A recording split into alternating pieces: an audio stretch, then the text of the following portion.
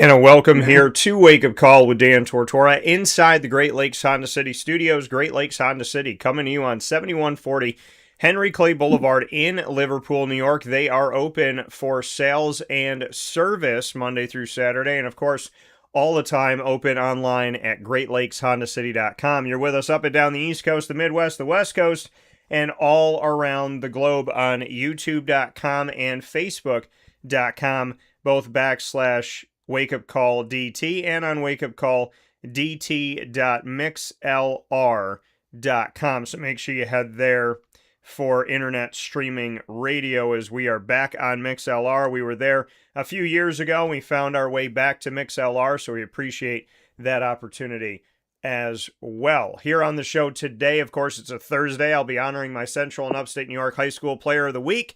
And you say, Dan, well, the school year's over. How can you honor a high school player of the week? Well, we can reflect on the seasons that were, and it gives me an opportunity to comb over and look through once again and find some of our student athletes here in Central and Upstate New York that I think should have the spotlight. So it gives me some extra time on the 2025-26 season to honor some more people, and we have a wonderful person we'll be honoring today in just a moment, presented by Myers Creek. Then Papa Joe and I will jump into the world of Major League Baseball. It's been a few weeks since we've had PJ on the show, so happy to have him back.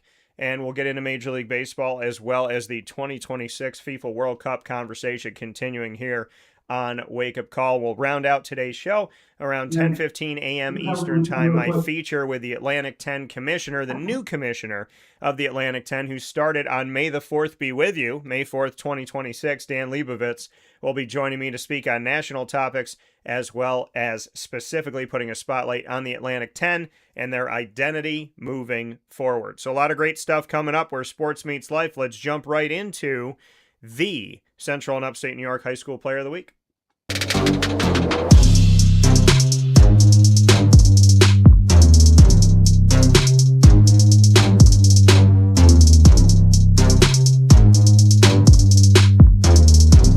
My Central and Upstate New York High School Player of the Week, proudly presented by Myers Creek. Myers Creek on 33 Rippleton Road in Cazenovia, out on the countryside, and also in the Syracuse Inner Harbor on 720 Van Rensselaer Street in Syracuse, New York, honoring Alessandra Diapis. And Alessandra, for everything that she did this season with her team of New Hartford, including her single in the seventh here in the 2026 season, single in the seventh in the championship game for a walk-off victory 12-11 over Chittenango to become Section 3 Class B champions. Alessandra Diapis, congratulations to New Hartford, to her, and that single that she hit up against Chittenango to give them the walk-off victory by just one run of separation in a closely contested game, 12-11 over Chittenango to become Section 3 Class B champions. Alessandra, it is my pleasure, my honor to bring you this Central and Upstate New York High School Player of the Week nod for the 2026 season, proudly presented by Myers Creek. Myers Creek once again on 33 Rippleton Road in Cazenovia, as well as 720 Van Rensselaer Street in Syracuse, New York. Alessandra Diapis, New Hartford softball, her single that she had in the championship game, giving them a walk-off victory. And victories are wonderful. Those walk-offs are truly special when you can get that hit, have that moment, and know as soon as that ball goes up and goes where it needs to, that you are walking into a title, running into a title, and celebrating with your team. So many congratulations to New Hartford on their Class B championship in Section 3, and to Alessandra for her walk-off hit that gave them the opportunity to do it. So congratulations, God bless to you and your family, and we look forward to what's coming up this season. With that being said, here inside of the Great Lakes Honda City Studios, it's time to jump into my conversation with Papa Joe. It's been a little bit since PJ's been here with us. He is back, and we have the opportunity to speak on Major League Baseball as we get close to the All-Star break, as well as give some love to the FIFA World Cup. PJ, how we doing? Morning, Daniel. Yeah, it's Good to be back in the saddle here. Sorry I was so screwed up there for a couple of weeks. Couldn't breathe too well and had a bout of bronchitis. And when you get my age, you get these, you got to nail these things. So MT took me to urgent care a few times, and we got a beat on it. So I feel okay. I can't talk very loud and I can't talk very much, but I can do this because I have my hearing aids in and I got you in front of me, which is fine. Well, I'm happy to have you here. Always happy to have you here, and happy to have the opportunity to do what we get to do. And that, a few years ago, you obliged me to say, I don't want to just have the conversations between you and I want to share you with the world. And the fact that you allowed me to do that allowed me the opportunity to show everybody someone who challenges me, pushes me to be a better person every day, be a better broadcaster, know more, and just really hone my skills. There's special people that cross your paths, and there's special people that cross your paths in multiple ways. And you're one of those people that's been not only a father figure to me, but somebody that I've been able to trust, I've been able to lean on, I've learned from, gives me way more credit than I deserve, and challenges me to be even better than I could have ever been. So, for you, Papa Joe, I hope you know this already, but it's my honor and my privilege to have you on the show, because there's few people that have affected my life the way that you have, and I value it tremendously. So thank you. Oh, thank you, Daniel. That's very kind. But you got a lot of talent too, so it's easy. It's easy working with a guy when you got a lot of talent. And I'm excited about your cross country deal here. I mean, my goodness, you're going to be famous, more famous than you are now. Well, I appreciate it. I know that I'll be talking about it soon and releasing exactly what that is that PJ alluded to. But, listen, I follow God. I believe in God. I trust in God. And he has helped me find a way to do what I love and love what I do. And I get to wake up every day and feel like the world is my playground. And I want that for everyone. I don't just want that for myself. I'm grateful for having it, but my job is to shine a light and spread that to other people to the best of my ability. So I'm always happy to be here and be an example of chasing your dreams, but I want everybody else to catch theirs too. PJ, Major League Baseball season, I want to get into it in a minute, but I also want to get into the fact that you've been doing your FIFA thing and you've been watching the World Cup. Makes me happy. I spoke with you and MT a couple days ago, and you were watching France against Sweden. I was very happily, pleasantly surprised that you were taking in some soccer. I know you watched America take down Bosnia-Herzegovina last night to go to the round of 16. All three countries that are hosting together the North American World Cup, Canada, Mexico, and the United States, have all advanced to the final 16 of 48 countries. So how have you enjoyed the World Cup so far? I'm so surprised. This is not a soccer country. It may be by the time we're done with things, but it gives me goosebumps to see how many people are in the stands. I mean, not only are they full, they're sold out. Yeah. Every single venue is the same. I don't care what countries. I don't know how these people are getting here, paying for their tickets and watching this World Cup for a month or whatever it is. It's amazing. And, we'll follow the U.S., of course, but there are other players that I've, read about over the years, of Messi and Kane and guys like that are above and beyond anyone else. For them to get to a level like this is really something to watch these guys. And one thing I've always appeared to like about soccer is their incredible fortitude they have. I mean, they don't give up. They're such fit athletes that I don't know how they can run around like this and stop and go, cut, pass, shoot, whatever, Yeah.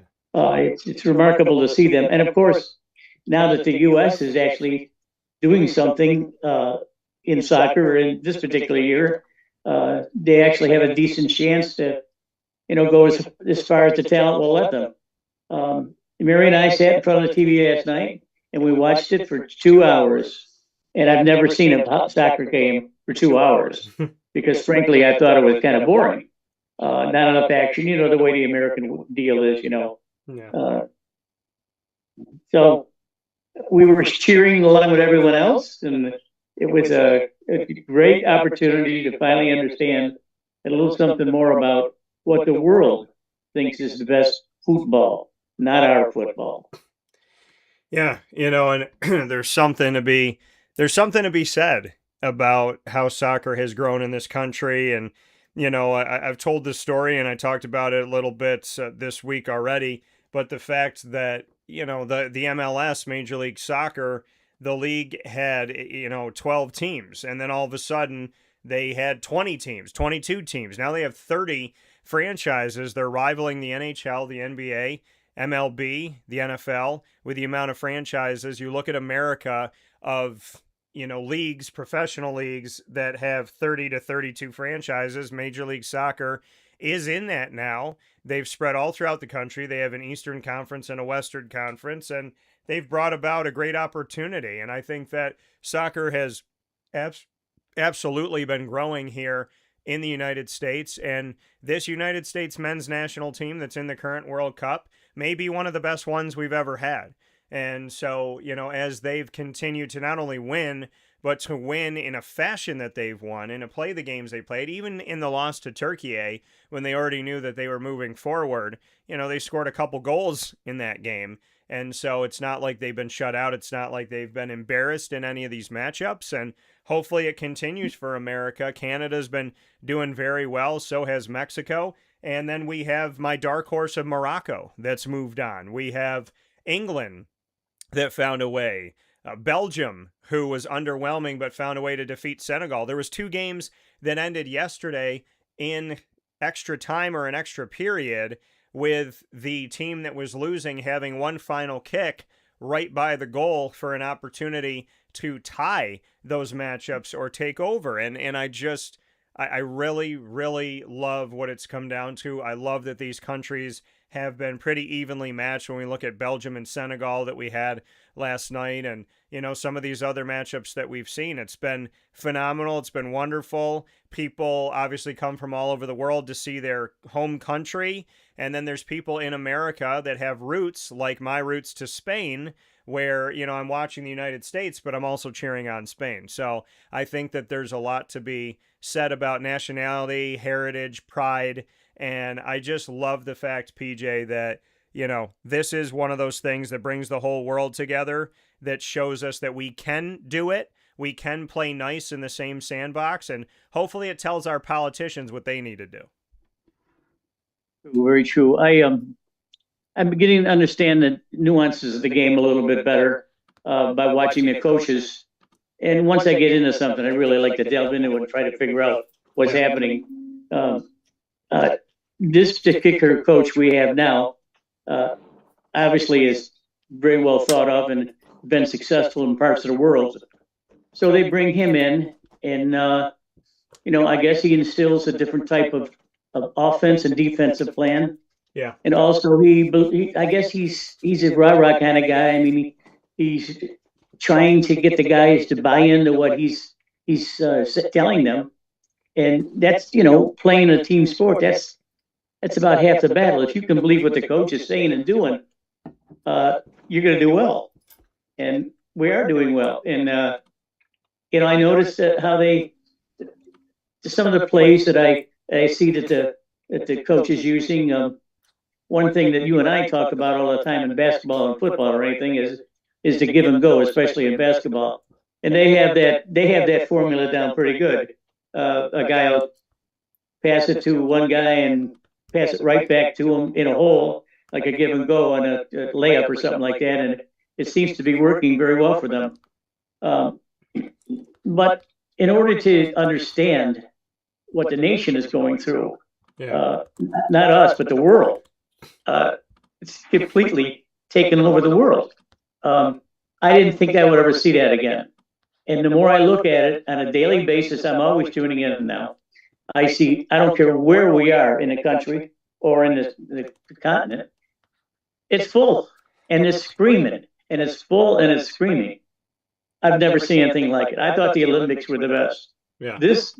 This World Cup, especially with us participating, is far better than any Olympics I've ever seen. So I'm happy for the teams, happy for the players, happy for the coaches, and Davidas Robisco. Well, and it's interesting that you say this. It's interesting that you made the comment that I made, that the World Cup, in my opinion, is even better than the Olympics. And guess what I'm rocking, PJ? When you were talking, I put this on.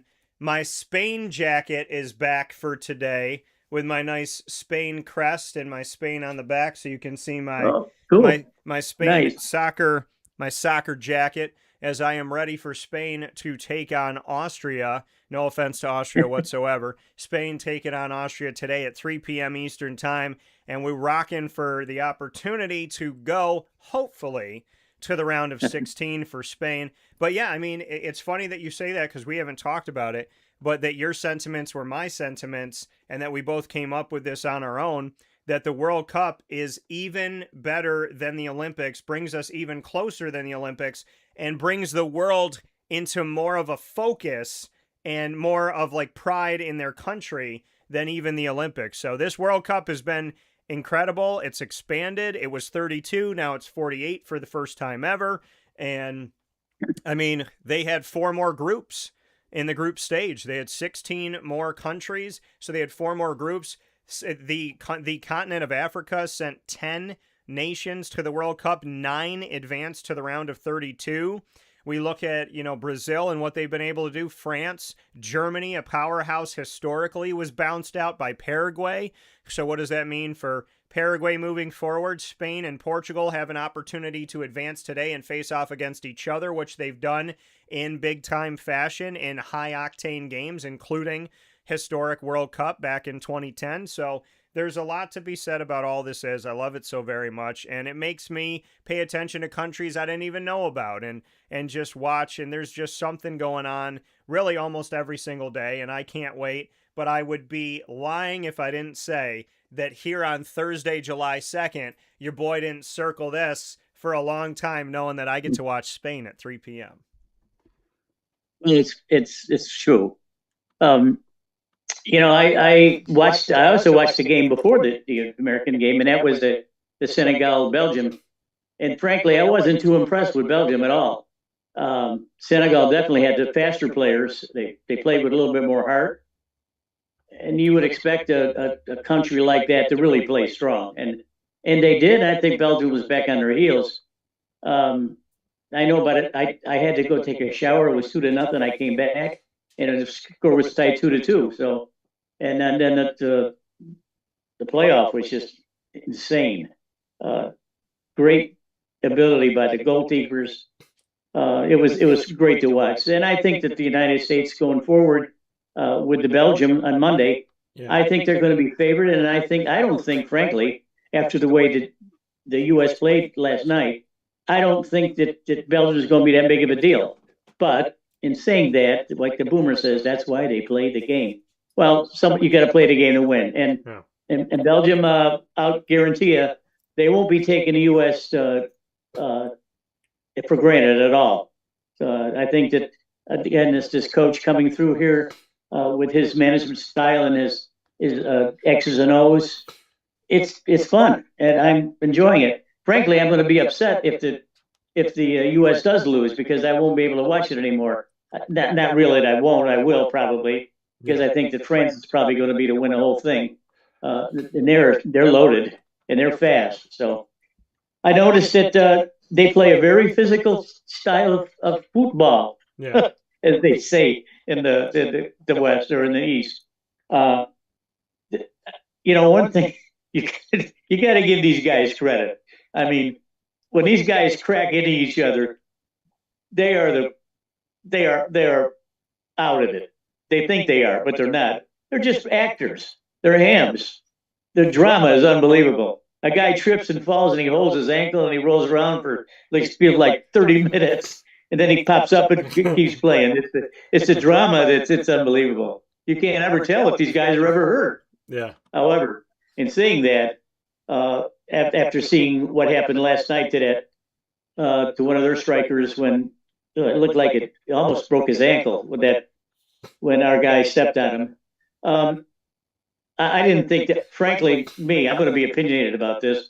I didn't think that was that big of a deal. I didn't think that was an intentional foul at all. I mean, these guys are killing themselves out there. They're smashing each other, tripping each other, falling all over the place. And this was unfortunate that it happened that way. But then Blue has got to talk to all the other Blues. Yeah. And then Blue comes down with a red card. So then now your coach is looking, he's looking around. He can't put anyone in because once you take a red card, you're one man down. Yeah. On top of that, I don't think that he's going to be able to play Monday. I'm not sure about that, but you have to research that. But the U.S. showed guts and guile, and I knew they were going to play defense for the last 15 minutes. It's the only good thing that they could do with it. Drop back an offensive guy in the defense and just clog up the middle. Don't let them get close. So anyway, I'm not actually talking like a soccer guy, huh? I didn't think I'd ever say that. Even Joe was at a truck stop up in Georgia, and he was even watching the World Cup on his little TV in his little home. Yeah. So I'm excited. It's fun to. I don't want it to end. I mean, I don't want it to end for the U.S. I mean, and I'm going to see it through too because I want to see how the really good teams play against the ones that I can't say are not very good, but they're not in the same league. I think England and France and probably Argentina are probably the three best, but you can't ever tell. I mean, when you see the effort that we put on the field last night, I mean, kids like that are unbeatable. But again, that's we have to tune in on Monday night. If they win on Monday night, then it's going to get tougher. But if they win Monday night, then I think we should all be proud. Yeah, and the gentleman you were talking about, Folarin Balogun, is not going to be in this matchup. He scored what proved to be the decisive goal for the United States just before halftime, and it was his third of the World Cup, but he was sent off just after the hour mark in a controversial decision that will see him suspended for the round of 16 game. The red card came after Balogun collided with Bosnian defender Tariq Mehramovic just inside the U.S. attacking third. Both players were on the ground initially, but then the referee, Rafael Klaus of Brazil, was called to the monitor by the video assistant referee.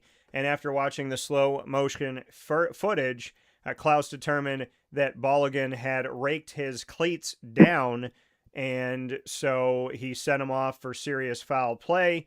And now we know he will not be available. So the one that scored the first goal in this game that gave the United States a 1-0 lead in an eventual 2-0 victory will not be available against Belgium, which is sad. Balogun is the fifth American to receive a red card at a World Cup and is the first player from any country to score and receive a red card in the same knockout game since France's Zidane in the 2006 finale where Italy defeated France. So a one-game suspension is the minimum for a red card at a World Cup. The U.S. cannot appeal the sanction. So a U.S. soccer spokesman said it would seek to appeal if Balogun's ban is increased beyond a single game. So the next guy is going to have to step up here. But the United States, even with that news, they go into the round of 16. They do something extremely special. It's the first time that they got to, it's their first knockout win in the World Cup since 2002. It has been 24 years since they won a knockout stage game in any World Cup for the United States men's national team.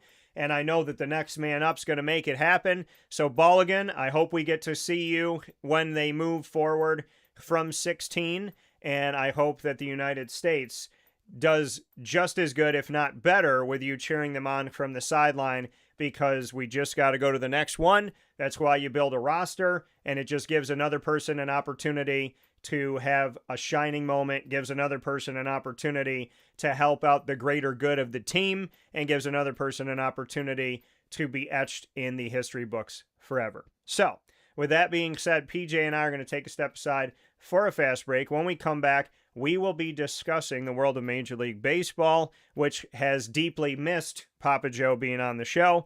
I do want to do this very quickly before we go because it's important. In the name of the Father, and of the Son, and of the Holy Spirit, amen. God, I want to pray today that you help us through anything that is bothering us, anything that's ailing us, any emotional, physical, spiritual, economical, mental, any pain whatsoever, any worry, any doubt, any hardship, any adversity. May those that have passed on be safe and sound in heaven, reunited with their loved ones, and with you fully. May those of us that are here on earth be with our loved ones and be with you and getting closer and closer to you every millisecond of a millisecond. May we be connected to our loved ones that have passed on, even in death, because dying you destroyed our death and rising you restored our life. So may our loved ones that have passed never be far away. May we hold our memories strong. May we keep within us how they made us feel and all the good they've brought to our lives. May we look forward to when we get to see them again. And may we truly celebrate every moment in our lives here on earth. And may we never waste a second again. In Jesus' most precious name, we pray to you. In the name of the Father, and of the Son, and of the Holy Spirit. We will be back on Wake Up Call inside the Great Lakes Honda City Studios right after this. Stay with us. Amen.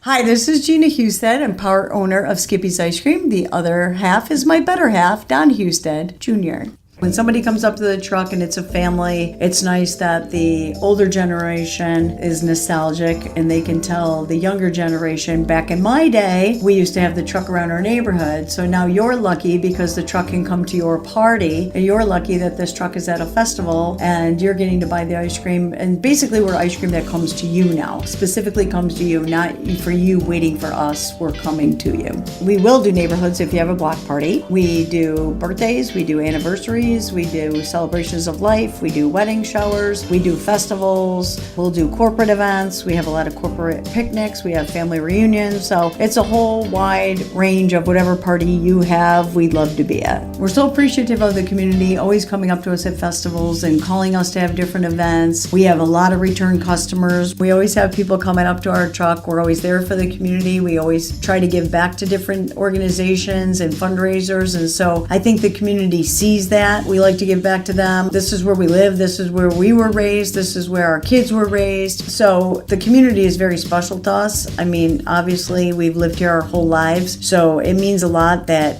they come up to our truck and that they choose us, because we're just there to please the community and deal with as many people as we can in this community, because this is, like I said, where we were born and raised. If you'd like to get in touch with Skippy's Ice Cream and have us at your next event, I would suggest using our email, skipthecake, skipthecake, skipthecake@gmail.com. That's the fastest way to get a hold of us. It's the easiest way to get a hold of us, and that's going to get the fastest response from us. If you choose to call, if you don't have an email, then you can call 315-456-9750, and we'll be glad to get back to you as soon as we can. Skippy's Ice Cream, the original ice cream truck.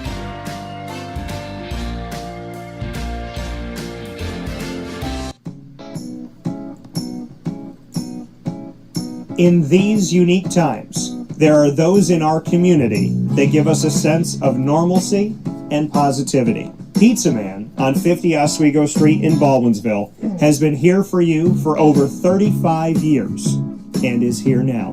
Call 315-638-1234 or order online at pizzamanbville.com to bring those familiar tastes into your home. And remember to come see our monthly on-site broadcasts centered around the community and our Baldwinsville Bees.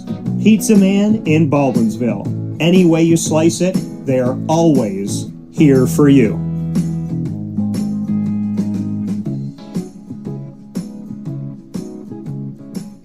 Life gets busy, and sometimes that means us running around. So Canine Camp Dog Daycare offers you an opportunity to give your dog a place to stay while you take care of what you need to throughout the day. Canine Camp Dog Daycare is located on 228 Old Bridge Street in East Syracuse, New York. You can see it from the highway, and it's just off of Erie Boulevard across from BJ's Wholesale Club. Call 315-437-7110. That's 315-437-7110 to schedule an appointment to bring your dog in and tour the facility. Appointments are Monday through Thursday after 6:30, where you and your dog can see everything that Canine Camp Dog Daycare has to offer, including a self-serve dog wash and a retail store filled with all of your dog's wants and needs, including food, treats, harnesses, leashes, and more, making Canine Camp Dog Daycare your one-stop shop for your furry-loving friend. Right, Lily?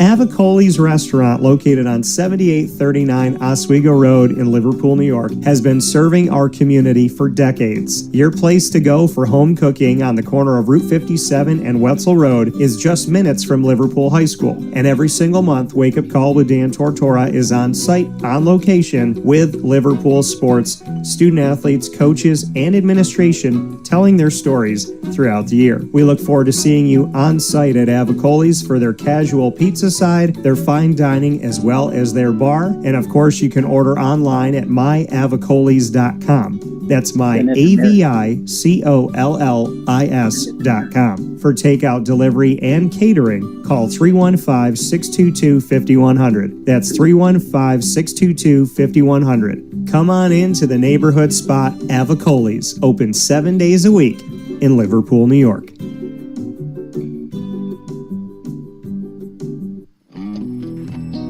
Canine Campground Dog Boarding is your home away from home for your furry-loving friends. Open 7 days a week with drop-off and pickup times in the morning and later on in the day and early evening. Canine Campground Dog Boarding is the spot to trust with your dog for short and long-term stays. Call 315-299-4013 for more information. That's 315-299-4013, and go to caninecampground.com as well. That's KAMP ground.com, where you will find all of the information on their different cabins, which include the classic cabin, executive cabin, grand cabin, and luxury cabin. Canine Campground Dog Boarding, where your dog will have indoor and outdoor areas as well as their own private cabin for any size, any breed, as well as dogs with different needs. Dog parents and dogs alike choose Canine Campground Dog Boarding. Isn't that right, Lily?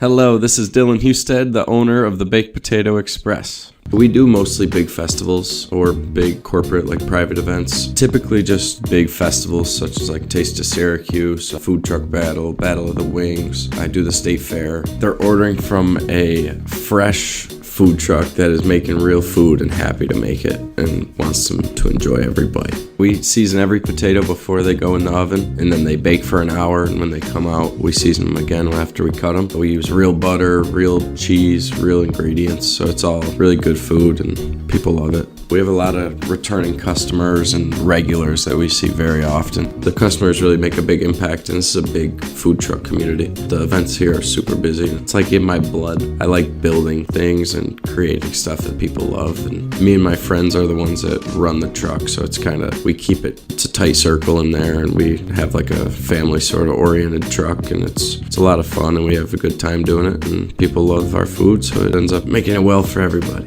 You can contact the Baked Potato Express at thebakedpotatoexpress@gmail.com or the Baked Potato Express on Instagram or TikTok. We are very happy to be partnered up with Wake Up Call with Dan Tortora as the exclusive sponsor of the Annoying Moment of the Week. And be sure to try DT's Baked Potato creation at all of our food trucks. The Baked Potato Express. Let's get baked. Looking for your next ride? Look no further than Great Lakes Honda City, located on 7140 Henry Clay Boulevard in Liverpool, New York. Serving our community for decades, their new and pre-owned vast array of vehicles are available to you Monday through Saturday on site. To search from home, shop at GreatLakesHondaCity.com. Call 315-365-5576 to set up an appointment. That's 315-365-5576 for Great Lakes Honda City, 7140 Henry Clay Boulevard in Liverpool, New York. Great cars, great people, Great Lakes.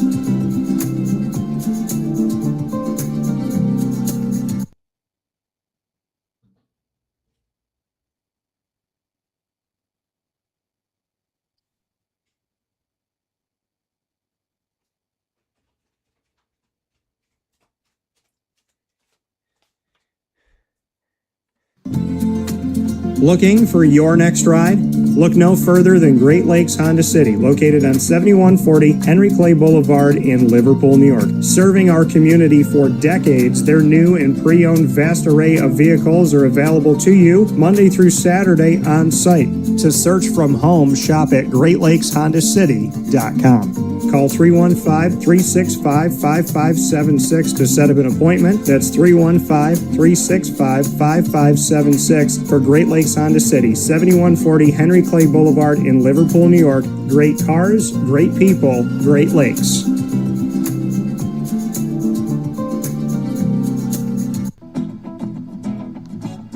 Hi, this is Amy from Mother's Cupboard, home of the whole frittata. We are open daily 6 a.m. to 1:30 p.m. For takeout orders, call 315-432-0942 and tune in to Wake Up Call with Dan Tortora for our monthly food challenge and try our Wake Up Call signature menu item available 7 days a week.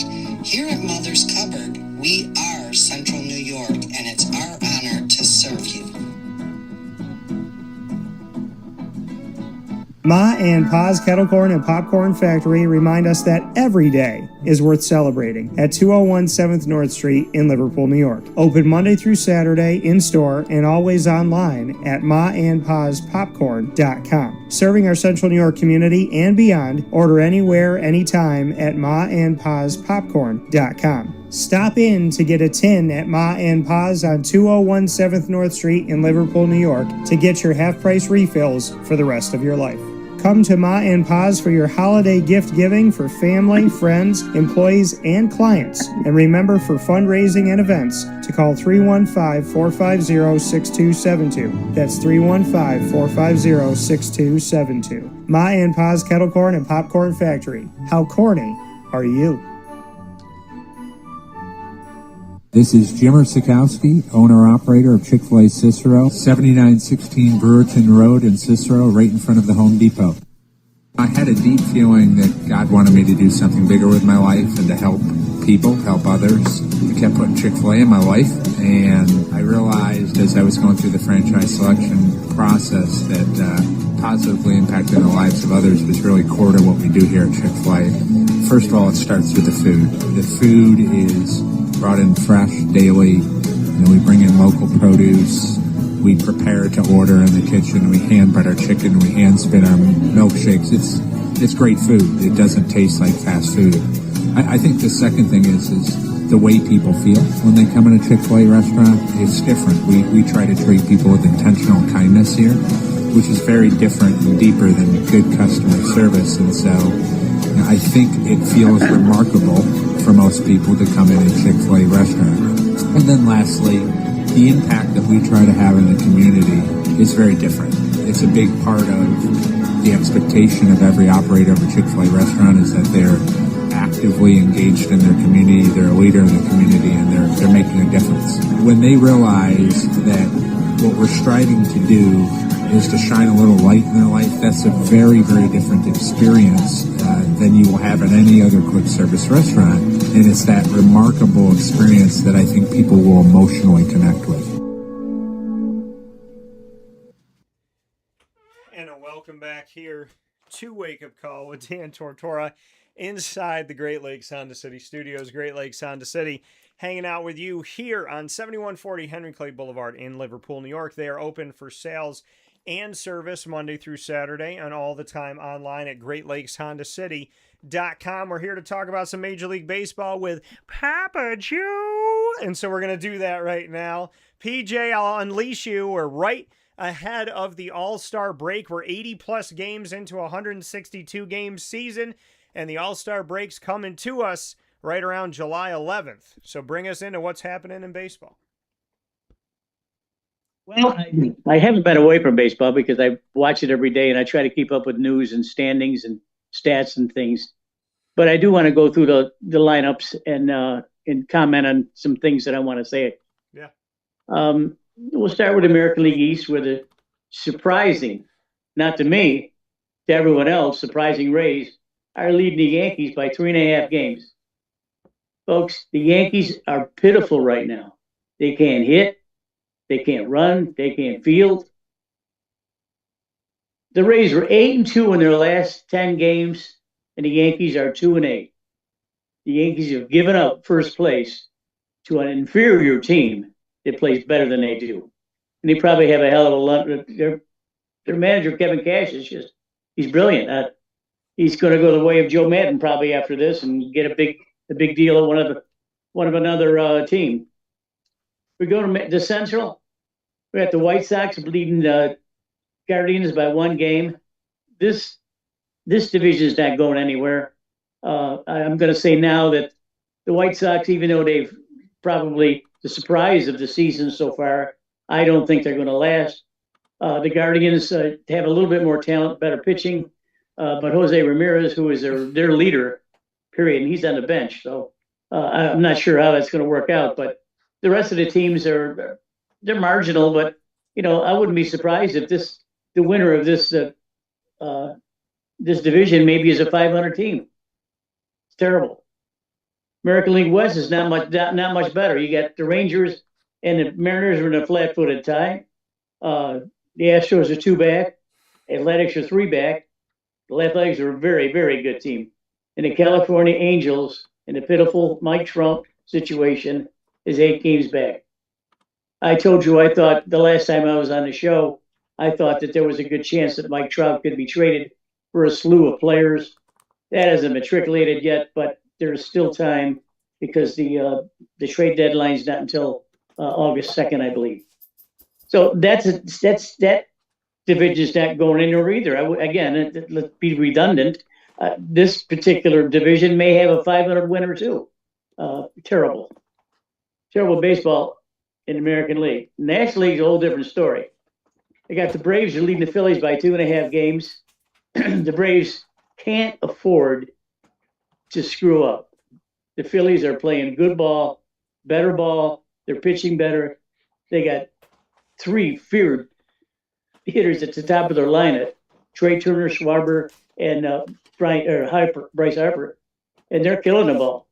Again, the Braves were 3-7 in their last 10 games. The Phillies 7-3. The creep within 2.5.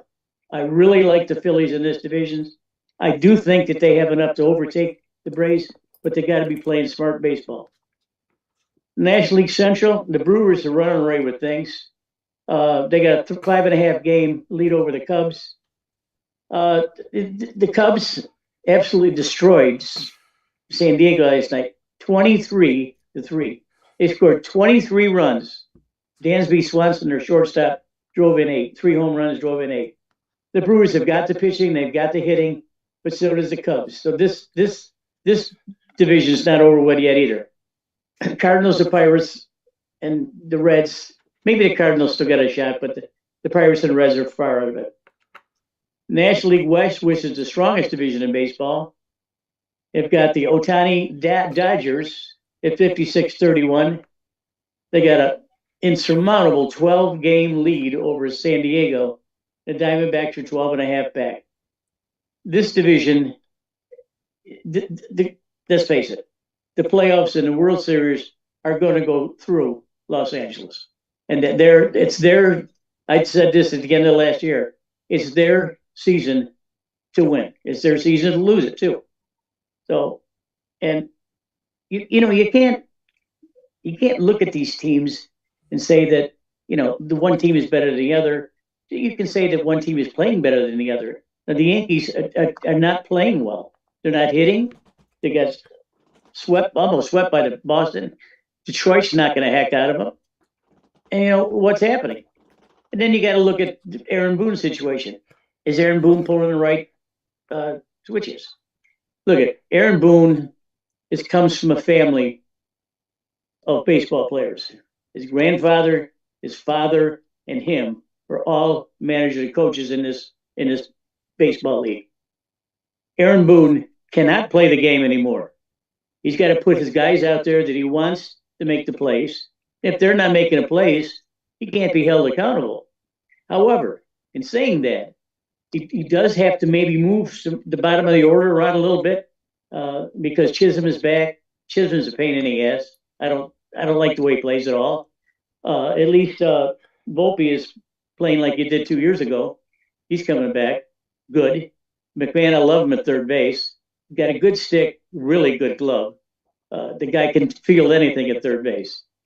First base, you got Ben Rice, who's a candidate for the most valuable player this year. So in saying that, Daniel, there's a lot of things to shake down here. I think the All-Star game, I think, is the 13th of July or something like that, or pretty close to it. Next week we should have some really good stats too about what could be happening and what trades could be forthcoming. Yeah. I do have a list that I really wanted to get on to today. I don't know if we're going to have enough time. Of course, I have my notebook, and that's to give kudos to the players that are playing well and really should be involved in some type of most valuable player award, candidate, or Cy Young award. So I'll leave it to you for a second, and then I'll get my ducks in a row here. Yeah, I would say being at this point in the season and where we are right now, it's crazy. Major League Baseball season always creeps up on you. It starts off, there's 4 games, there's 10 games, 15 games, then it's 20, then it's 30, and then before you know it, you're halfway through the season. That's where we're at right now. We're 83 games in for the Tampa Bay Rays, for example, and, I'm looking at the New York Yankees have played 86 games up to this point. So almost 90 games into the season, and I feel like we just got to 20 or 30. So it's pretty crazy. I would say, the Yankees are playing pretty well. Sans Aaron Judge, they're 3.5 games back, but they have been leading the division. The Tampa Bay Rays are doing good things, but again, like every season, can they hold serve? Can they win the American League East? Will the Chicago White Sox, who are one of the worst teams, if not the worst team in the country of the last 2 or 3 years, can they continue to lead the AL Central?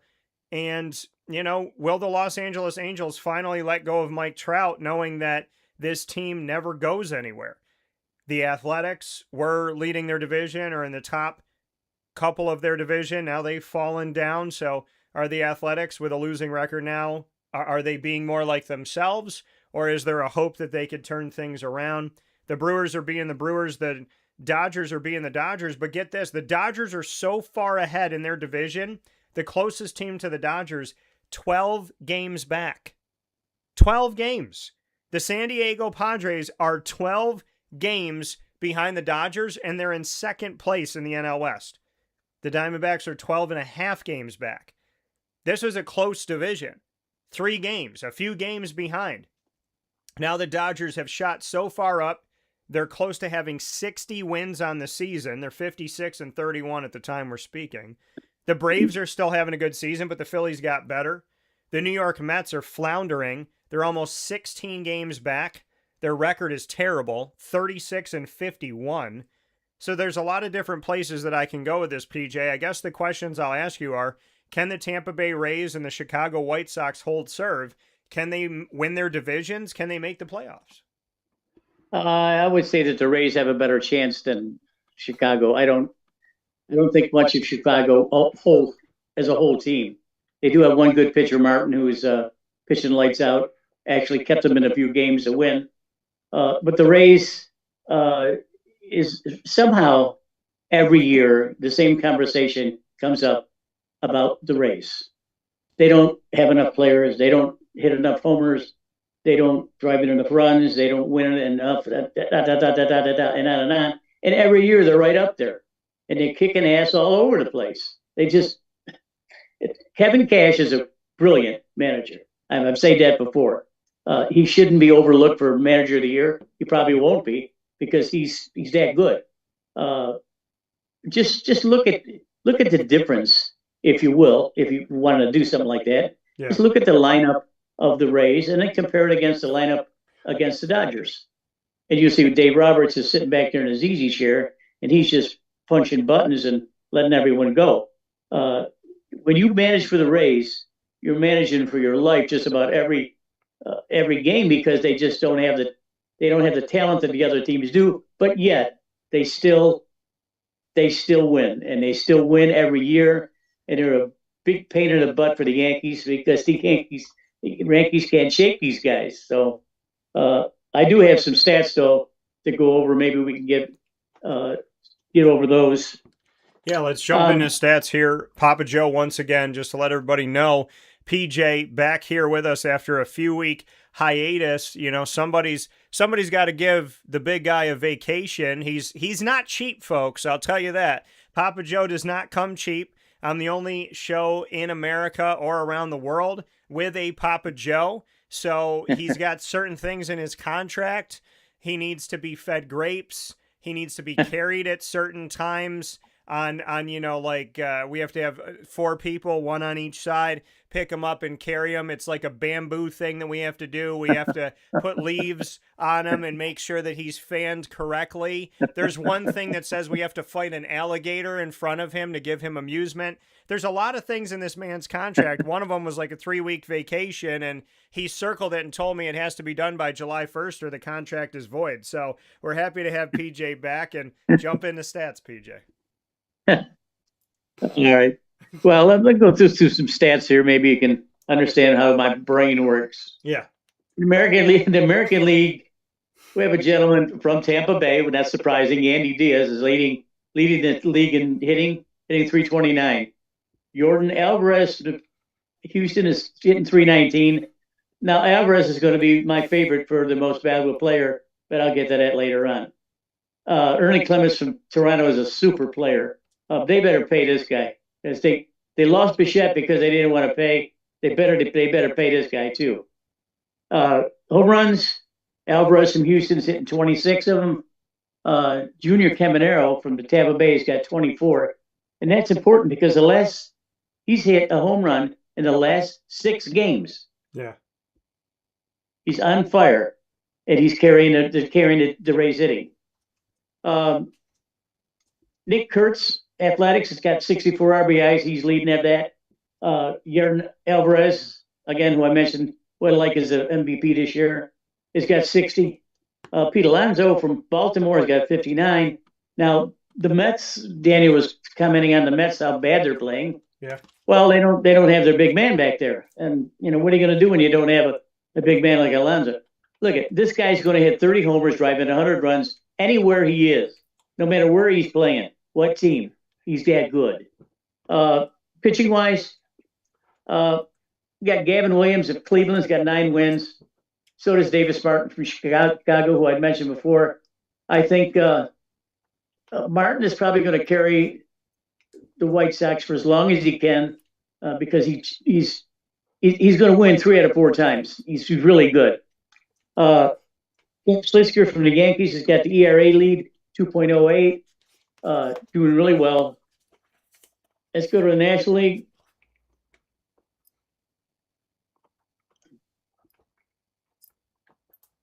National League, you've got Otto Lopez from Miami's at 332, leading the league.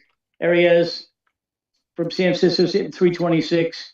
Brandon Marsh, one of my favorite players from the Phillies, is hitting 319. Home runs, Schwarber, got 30 of them. Schwarber is a beast. And if I read this right this morning, I think he's going to put his name in to the lineup for the home run derby. Kyle, I wish you wouldn't do that, but you got to do what you got to do. That's okay. Runs batted in.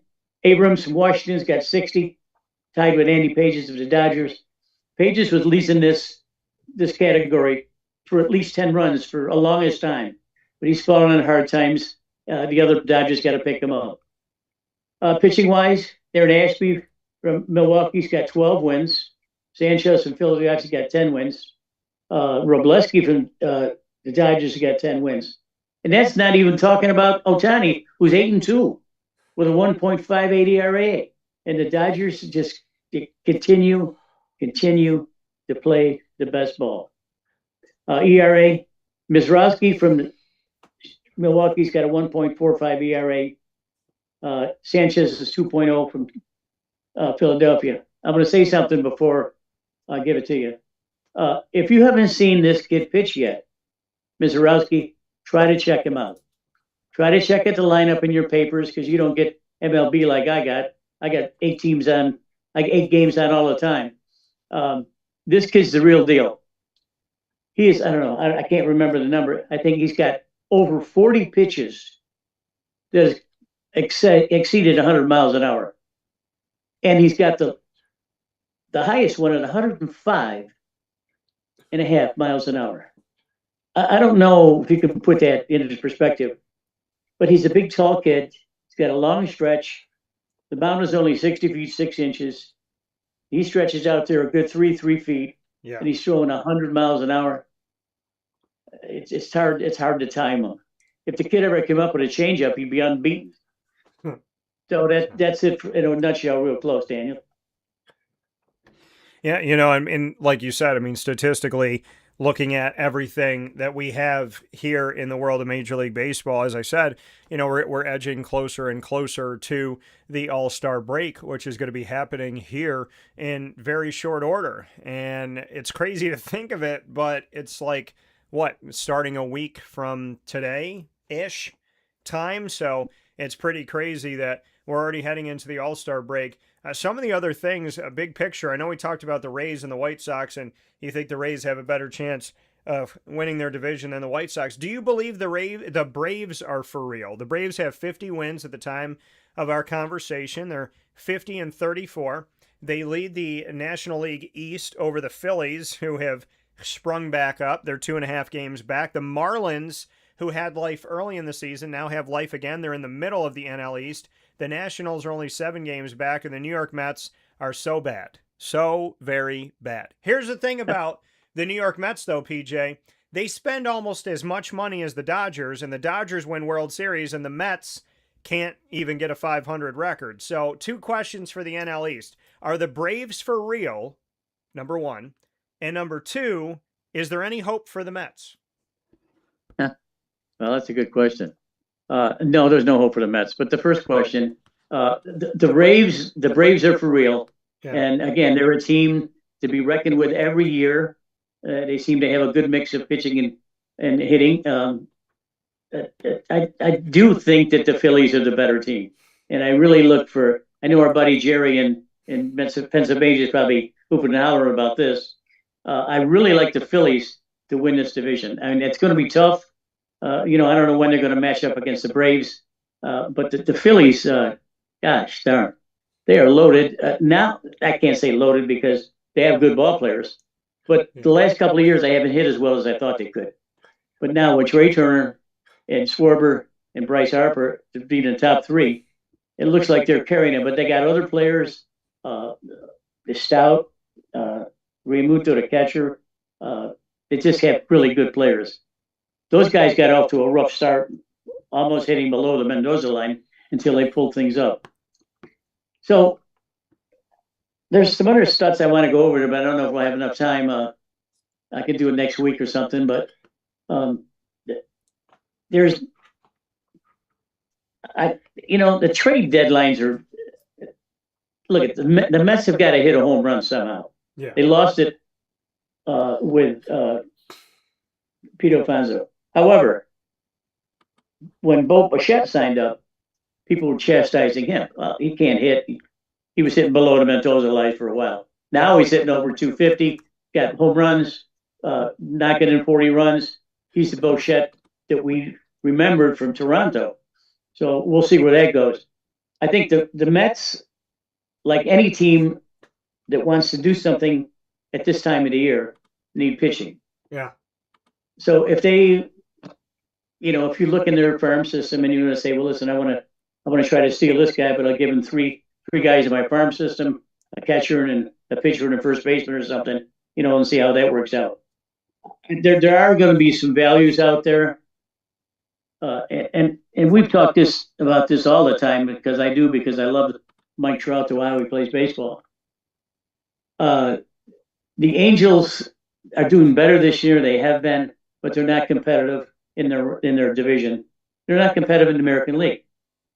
When you have an asset like Mike Trout, who's on the disabled list again for a while, I don't think it's going to be too serious, but he's on for 10 days or maybe longer. But Trout is an asset that if the Angels had any reason to trade him, to think about their future doesn't involve Mike Trout anymore. You got to get players around Mike Trout. You're not doing that. You can't do that. You don't have enough players. Call up your minor leagues, see what you can do. But look, the man is still he's still a five-tool player. He's a little slower maybe he was, but he's a five-tool player at 34 years old. He can still patrol center field with the best. Got a big arm, runs well, hits well. I mean, what's not to like about Mike Trout, except he gets hurt all the time. But someone, I really believe this. I've felt it for a month now. Someone is going to pick up Mike Trout for a casual fix. And it might even be the Mets. However, and knowing Trout where he lives and everything, he's an hour in New Jersey away from Philadelphia Stadium. Yeah. So if the Phillies were to go to make a move, I don't know how they would give up their super talented lineup to try to bring someone like Trout in. They have to be draft picks. So it's always, pundits like to talk about stuff like that. I love to talk about Mike Trout, and I really believe that he's still an asset and can still be worth money to the Angels. I don't think the Angels front office is as strong as some of the other teams. Yeah. And you can't blame the manager all the time for things. I mean, the manager's playing with the players he's got. Sure, he's got to fool around with the lineups every once in a while and juggle his pitching staff. But if he hasn't got the horses, he can't win. Yeah, and I mean, listen, the conundrum of the Los Angeles Angels having Mike Trout and Shohei Ohtani at the same time and never making the postseason with them both together, and then making it only one time with Mike Trout in his entire illustrious career inside of Major League Baseball is just insanity. It's been a conundrum, probably one of the biggest conundrums ever in sports, not just in the sport of baseball, that you can have that much talent on one team and do almost nothing with it. And then Shohei Ohtani stays in LA, goes to the Dodgers, and, he's a champion now. And we look at what Mike Trout can be. I wouldn't be surprised if he went to Philadelphia. My good friend Danny Tome, the owner of the Wildcat Sports Pub, who we've been partnered with for just about 9 years now, Danny is a big-time Philadelphia Philly fan. He's celebrating his 50th birthday on the 4th of July. He's big about patriotism, so as America turns 250, Danny will turn 50, and wouldn't that be great news for him to see Mike Trout stay in red and go to Philadelphia? I could see that happening, or I could see him going to the Mets. The Mets got the money. Philly has the draw of, if they get a Mike Trout, now can they rival the Dodgers and try and get themselves to a World Series berth? So it'll be interesting to see the Mike Trout sweepstakes, but I think for the good of Mike Trout, it's time for him. I know the Angels pay him a lot of money, and that's all well and great, but at the end of the day, Mike Trout should not be one of these players that we see for over a decade, couple decades potentially, in the sport of baseball to end his career with more losses than wins on a team that can't figure it out. This Mike Trout, he should be on a team that is vying for championships, vying for opportunities, has the pitching, has the defense, and has other hitters in the rotation to help him out. I want to see Mike Trout have a real shot at a title. I don't want to see him go off into the sunset on a team that can't even make the playoffs. So no offense to the Angels whatsoever. I want to see you rise. But if it doesn't work out and you continue to lose, Go see what you can get. See how much money somebody could eat of the contract of Mike Trout.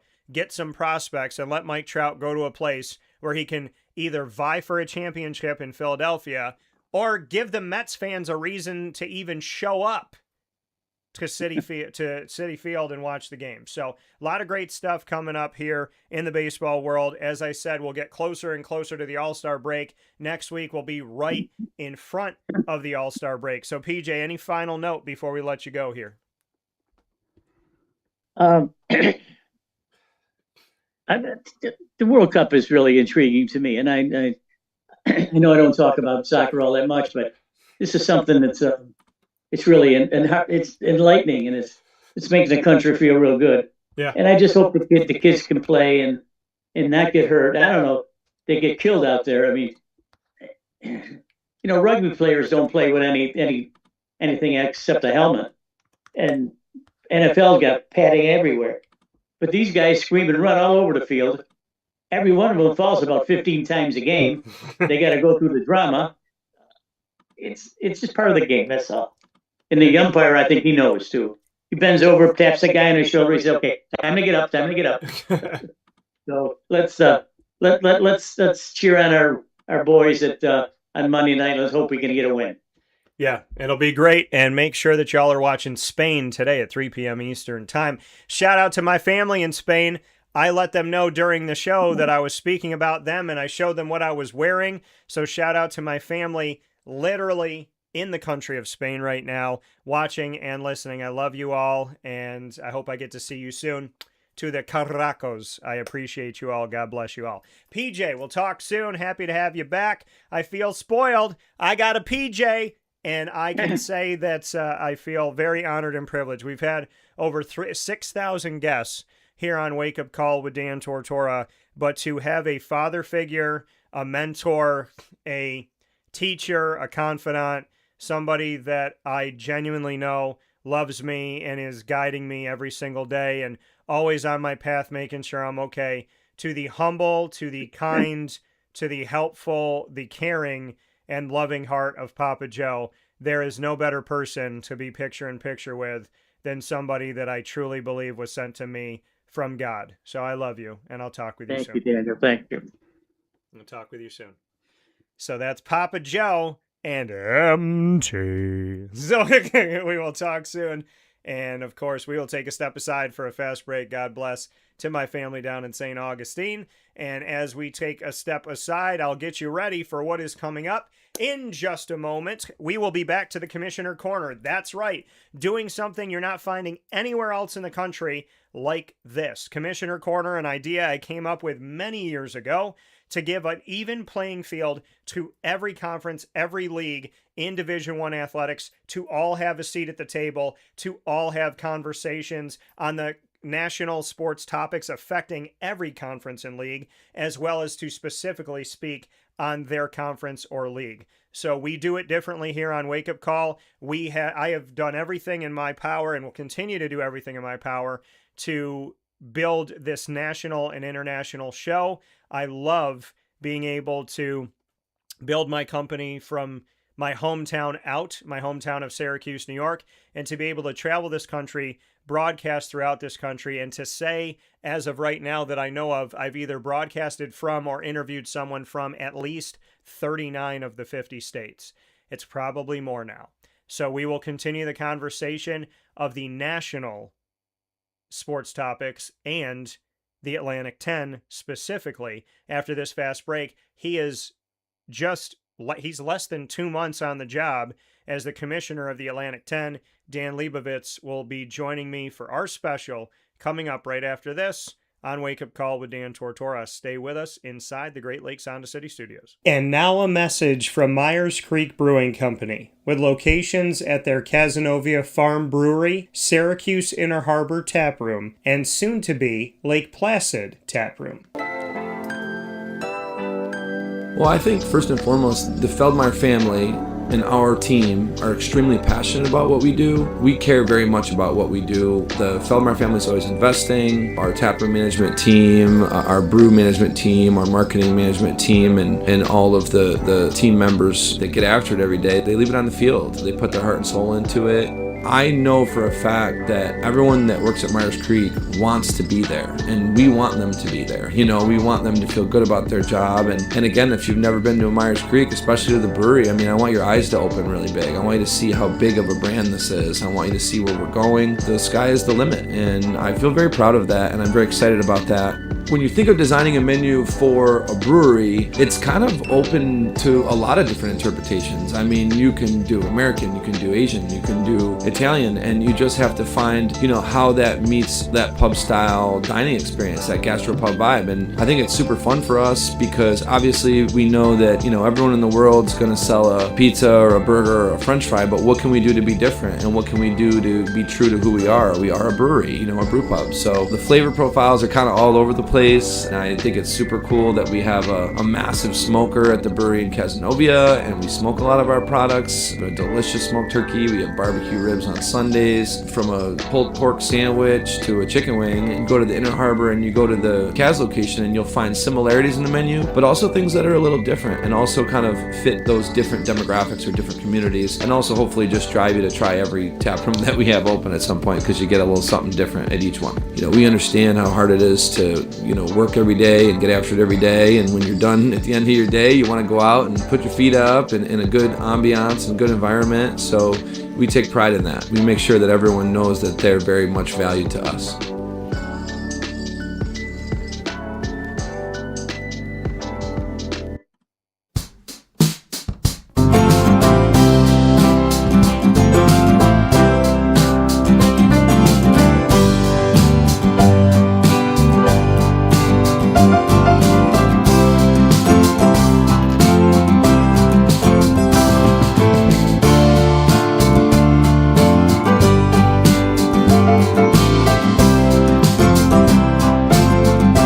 Welcome back here to Wake Up Call with Dan Tortora inside the Great Lakes Honda City Studios. Happy to be here with you. And of course, in this edition of the Commissioner Corner, as you know, the Commissioner Corner is a main staple of Wake Up Call with Dan Tortora. We've been doing this for years to give an opportunity to conferences and leagues across the country of having an even playing field to speak on national sports topics as well as the identity of their conference itself. I am very thankful and grateful for the opportunity to have the A10 back here on the show, and for the first time ever, Dan Leibovitz, who is the new commissioner of the A10 as we celebrate their 50th anniversary. Dan, how are you?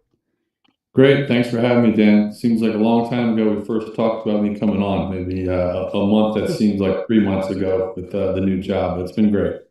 Well, and I want to thank you too, because in the midst of all of this, as we're talking right now, you know, here in the summer, prior to that, with your official date being May 4th of 2026, the fact that I reached out to you and you got right back in touch with me and said, hey, let's plan this out, let's put it on the schedule. But in the midst of probably a chaotic time and a lot of things going on, I think it says a lot about you that you took the time to write an email back and plan a date with me down the road. So I do appreciate that. Well, no problem. I started on May 4th. May 11th, we had an AD and men's and women's basketball coaches meeting, our annual meeting. And then June 2nd, we had our president's council and ADs meet. So a lot of time spent on those two meetings right out of the chute. But I remember emailing you back. I was at our baseball tournament in Tysons, Virginia, and had some time there watching the game. So glad I got back to you. I'm glad I'm here. Yeah, no, I'm happy to have you here and happy to have the opportunity to, you know, speak obviously in connection with the A10 that I've had a lot of respect for over the years and watched closely over the years, including growing up as a kid and especially on the basketball side, watching what this conference has had to offer. So, I mean, looking at your road, Dan, to get to where you are today, you know, you've connected yourself with conferences that I've had the opportunity and the blessing of speaking with and connecting with myself, the Big East Conference, the SEC, Southeastern Conference, and of course, the American. So, Dan, for you, before getting into the world of administration in sports, when we go to your coaching career of almost 2 decades and the experience that you've had in different places, Penn, your alma mater, as well as working under John Chaney at Temple, some experience inside of the NBA, and of course, you know, the work that you got to also do as a head coach at Hartford. When you look at those years coaching, just what those have done to maybe give you some tools in the toolbox, so to speak, for what you're doing today. Certainly everything begins with John Chaney, who is the greatest mentor I've had outside of my own father. And any leadership decision that I make or my approach to so many things comes from John Chaney, although we have very different personalities. Clearly, his wisdom is in everything that I do and what I aspire to do as a leader. It was a great time, Atlantic 10 in the 90s with Coach Chaney and Martelli and Calipari and Jarvis and others, big personalities, great success. And you know, it's something that we should celebrate, but we also have to get into, 2026 Atlantic 10 is a different world. But I also take from that time that they were sort of unapologetic about who they were. They knew that without being obsessed with the number of bids in other leagues, if they were really good and a well-coached team and disciplined and tough and scheduled the right way, that they were going to be in the NCAAs and had chances to beat teams on a national stage. So all of that really helped shape me. As a head coach, I became the head coach at Hartford at 33. There were a lot of things that I was ready for, probably some things I wasn't ready for. Being an assistant is very different than being a head coach, and I really craved the opportunity to be a head coach again, so to speak, as a commissioner, and apply some of those lessons I learned through success as an assistant, through some success as a head coach, some failures as a head coach along the way. It's all shaped who I am today. And when you look at shaping who you are today, you're obviously, as a commissioner, there are coaches within this conference that look to you for leadership. Having been a coach and being able to speak the language and understand that world, so to speak, what can you say to what that has done for you to be a commissioner that has sat in that seat, that has been the last seat on the sideline and be the decision maker when it comes to a team? What does that do to help you in assisting with conversations with coaches in today's collegiate climate? Let's say there's just about an instant trust with men's and women's coaches. We had our AD meetings and our men's and women's basketball coaches in different rooms. And I had to give so much thought and preparation to all three. But when you walk into that coach's room, you kind of know exactly what they want to hear. You kind of know exactly how to frame discussion items. And as I said, I could speak their language. So for me, that was all very, very natural. That was easy. I wish I could stay with the coach's room all day. And not only can I relate to them because I was a coach, but I've also now, since 2014, I've been in this kind of role with the American and the SEC and the Big East, where you're going into coaches' rooms, understanding the temperature, understanding what's realistic, what's not realistic in this environment. The easiest thing to say is we all need $10, $15 million for a roster. And understanding, if I was a head coach, I'd say the same thing, but you've got to say, look, that's not going to be reality for all of us. What can we actually accomplish that makes sense? And it makes it a much easier conversation.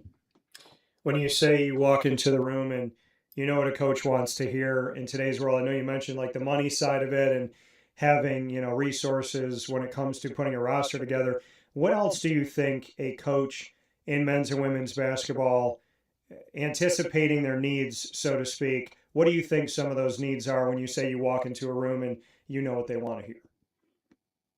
Well, I know in any coach's room, the officiating is never good enough. So I know that's coming. So if I acknowledge even that I know it's imperfect and that it has my attention and we'll do the best we can and not go in there and say, we've got the best officials in the country, we're never going to make a mistake.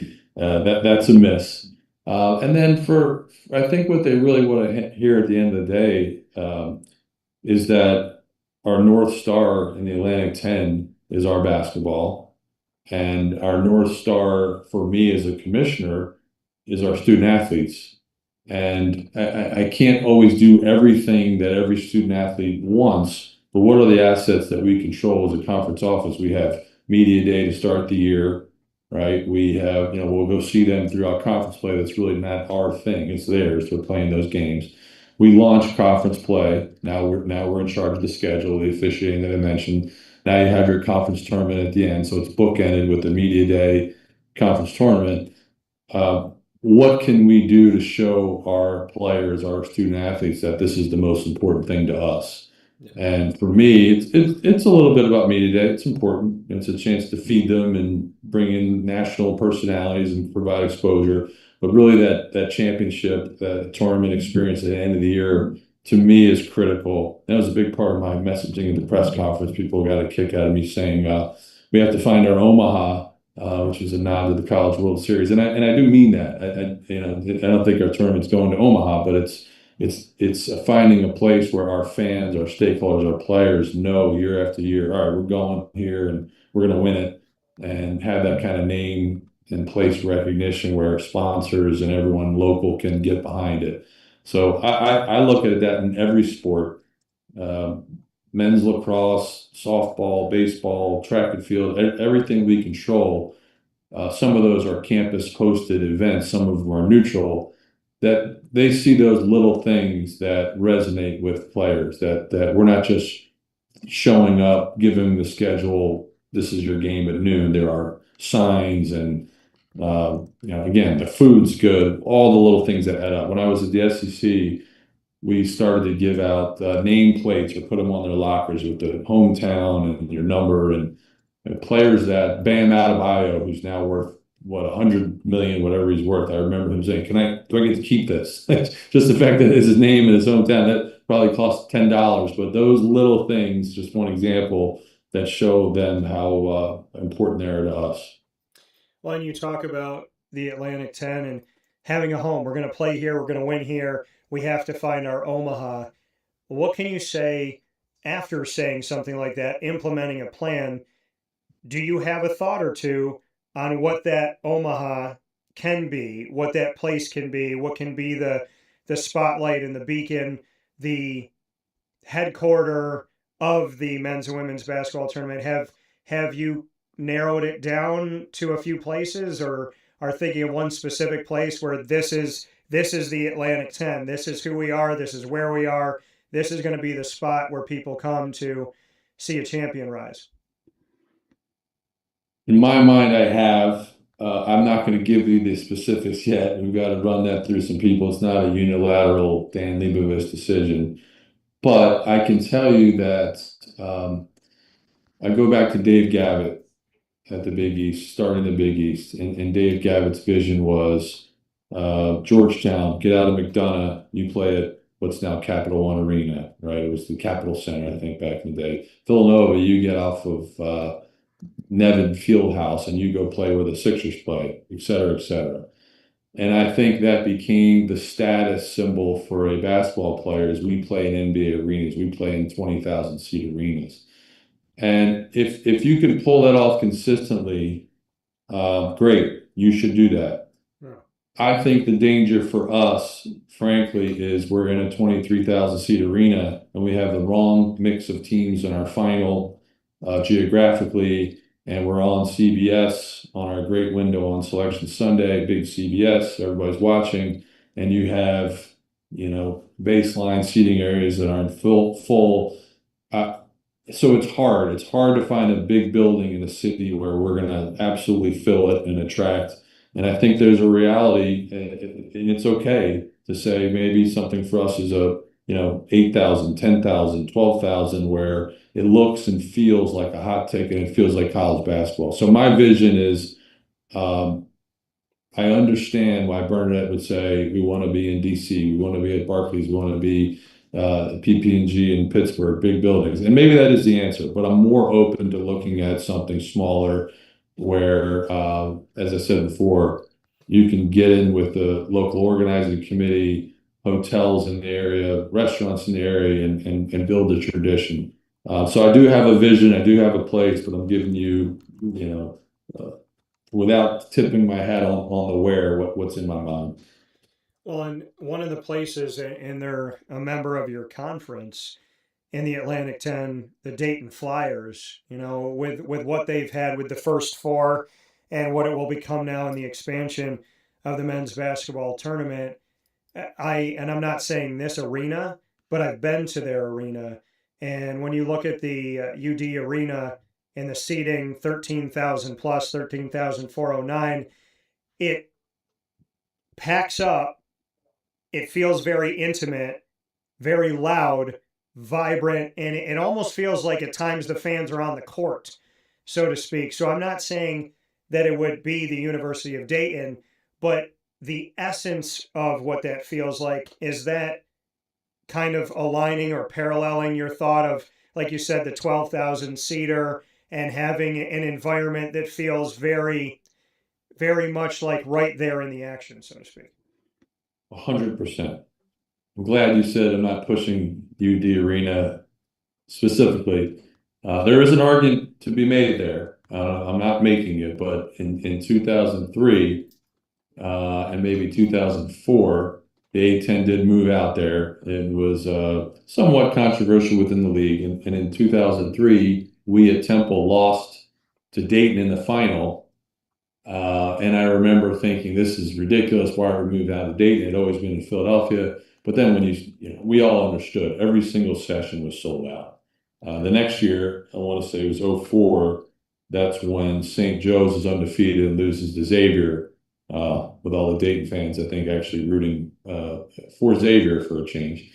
So, yes, to have if I could close my eyes and say, what's an atmosphere that we want our tournament to look and feel like, it's that. So absolutely, it's a good observation by you. And when you look at, like you said, different places that you've been and you understand the vision before, but in this home, wherever it's going to be, is it important to you, going off of what you said and kind of reading between the lines there, is it important that it's not specifically in the area of a member school? Like, do you want it to truly be a neutral, where you find a place that fits the bill, that makes sense geographically for your membership, but that it's not specifically tailored toward being directly connected to a member? I think there's different ways of looking at it. You could say, because ultimately what you're trying to do is you're trying to find a destination, right? So the SEC being in Nashville, it's a fun city. You can go do the honky tonk bars in Broadway. You can go. I always say one day I want to go there as a fan, right? So you can go right into the game. You don't have to stay for every game. You get great food. Da da da. New York, Big East, same thing. So so to find something that's, we could say we want to go to Florida, nice weather. I'm not saying that's my idea, but you could go outside the footprint if you felt like it was something that was really going to draw your fans and create excitement for everyone involved. Yeah. Would I rather be somewhere that has more of a neutral feel for competitive reasons? Yes. If I could still find something where we would be supported with the tickets, that's, going back.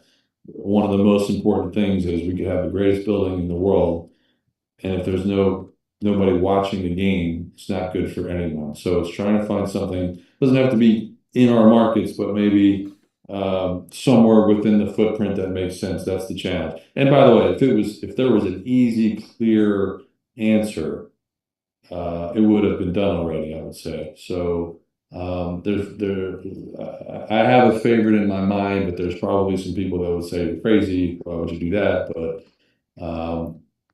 I think there's some good options. How about that? I don't know why my head said Vegas. I'm not going to ask you to blink or not blink. But no, it wasn't Vegas. There's enough out there right now. People aren't really preparing for the fact that the Final Four is going to be there soon. That's going to be really something. So yeah. And the college football playoff national championship coming up here. Right. So here with Dan Leibovitz here in this commissioner corner, the Atlantic 10 is in the spotlight here on Wake Up Call with Dan Tortora inside the Great Lakes Honda City Studios. The one thing that we do know is centrally located is where the headquarters are for the Atlantic 10. Within the last few years, moving to Washington, D.C., our nation's capital, putting that at a central focus overall for the country, but also putting you in a geographical central focus when it comes to looking at your membership of the Atlantic 10. You're also the only NCAA Division I conference to have their headquarters in the nation's capital. What does that do for you to work from the nation's capital out to be the only conference that is there? And just for the footprint of it all, to have Washington, D.C. as where you get to be seated when we look from the inside out of the Atlantic 10? Yeah, I think there's definitely advantages in terms of travel. If we're going to have all of our members come in, like our June 2nd presidents and ADs all came to DC. I want to say it's been direct maybe for everyone, but in St. Louis, I want to say. I'm the new guy. I haven't made all the trips yet, but easy that way. What's been a nice benefit is our presidents come to DC often to meet with lobbyists, etc. Through fundraising, whatever it may be. So I can catch our presidents and others as they come through DC, which is nice. And then in this climate where we've got the current bipartisan bill, people appearing, different committees, et cetera, in DC. If I was called on to do anything in that space, I'd be right there and available. And then I got 2 schools. I met with the president, Ellen Granberg, at George Washington last week. Literally walked from my office, and then George Mason right up the road. So I met with Gregory Washington as well in Arlington. So it makes a lot of sense on many levels, and it's attractive to for me as a recruiter trying to attract some people on the staff to be able to say you can be on DuPont Circle in DC. I've really enjoyed spending some time there already, just in the last 6 weeks or so. So I see it as a benefit. Well, and you mentioned if there's something that's going to happen on Capitol Hill, you're right there for it. Something that is happening right now, affecting every conference and league in America when it comes to collegiate athletics, is what is being called the Protect College Sports Act. We know that Senator Ted Cruz and Senator Maria Cantwell have been the front runners of this, with obviously others getting involved. We have heard from conferences around the country. Some have had joint statements of multiple conferences speaking together. Some have individually given their thoughts. What can you say to the Protect College Sports Act, and what is looking to be done to create some parameters and some literal protection of what it means to be a student athlete? Yeah, so we were in the camp of kind of quietly supporting. We did send an email to Senators Cruz and Cantwell, supportive of a bill. Not necessarily this exact bill. That's probably been a common theme. There was certainly a feeling that, and I suppose this could be debated, and it is being debated, that if this was not moved forward, if it were not moved forward, there could be a 2, 3, 4-year pause where there would be no possibility for action. So there was some urgency to keep this bill alive. Without getting too much into details, because I don't know that I'm the definitive expert on this, but I would say there are, as part of that process, what is promised is that we know there are imperfections. Anytime you have 2 senators that are very much opposed philosophically, you're going to have a give and take, horse trading as they call it, and you're going to end up with some policies that make a lot of sense and some that don't. So what was promised to us is that there will be an ironing out, and there will be more stakeholder feedback gathered to try to get this bill into a better place. And certainly the priorities have been the transfer regulations, eligibility, state preemptions, antitrust protection. There are different pieces in the bill that impact different conferences differently. You've heard the Big Ten and the SEC fight a little bit more on some of the elements and items in Title II of the bill, which impact us. Other our colleagues that impact us really don't impact us quite as directly. And when 30 plus conferences in NCAA Division I, you have to look out for the Atlantic 10, obviously, and first and foremost, make sure that you and your membership are covered. Commissioner Corner here on Wake Up Call was created years ago to provide what I don't necessarily see always provided by the NCAA or by anybody in the country, which is to give you all a seat at the table that's not just a chair, but actually an opportunity to speak on what's affecting all of you, however it's affecting you, but to give everyone a level playing field. Living in the world we live in today, we know that certain conferences seem to at times have a bigger voice, or if most conferences agree but a couple don't, then maybe it doesn't go that way. Navigating the world as a commissioner now here for the Atlantic 10, what can you say about the essential seat at the table, what it feels like in real time with all of these things being done? Are there voices for all? Is there opportunity? Do you feel like certain things need to change? Because it seems like everyone's being affected, but maybe not everybody is having the opportunity to affect or to, bring about a decision, but a decision is being brought about that might affect them, even though they haven't sat down and really had the opportunity to speak their mind. Where are we at right now as far as representation with 30 plus conferences trying to make sure that they're all protected? Yeah, it's certainly in the spirit of the bill, right? We're hopeful that there are opportunities for representation for a conference like ours. The NCAA governance structure has changed recently with the cabinet and oversight committees, the way those are structured. We don't have permanent seats on most, if not all, those committees. So it is a challenge.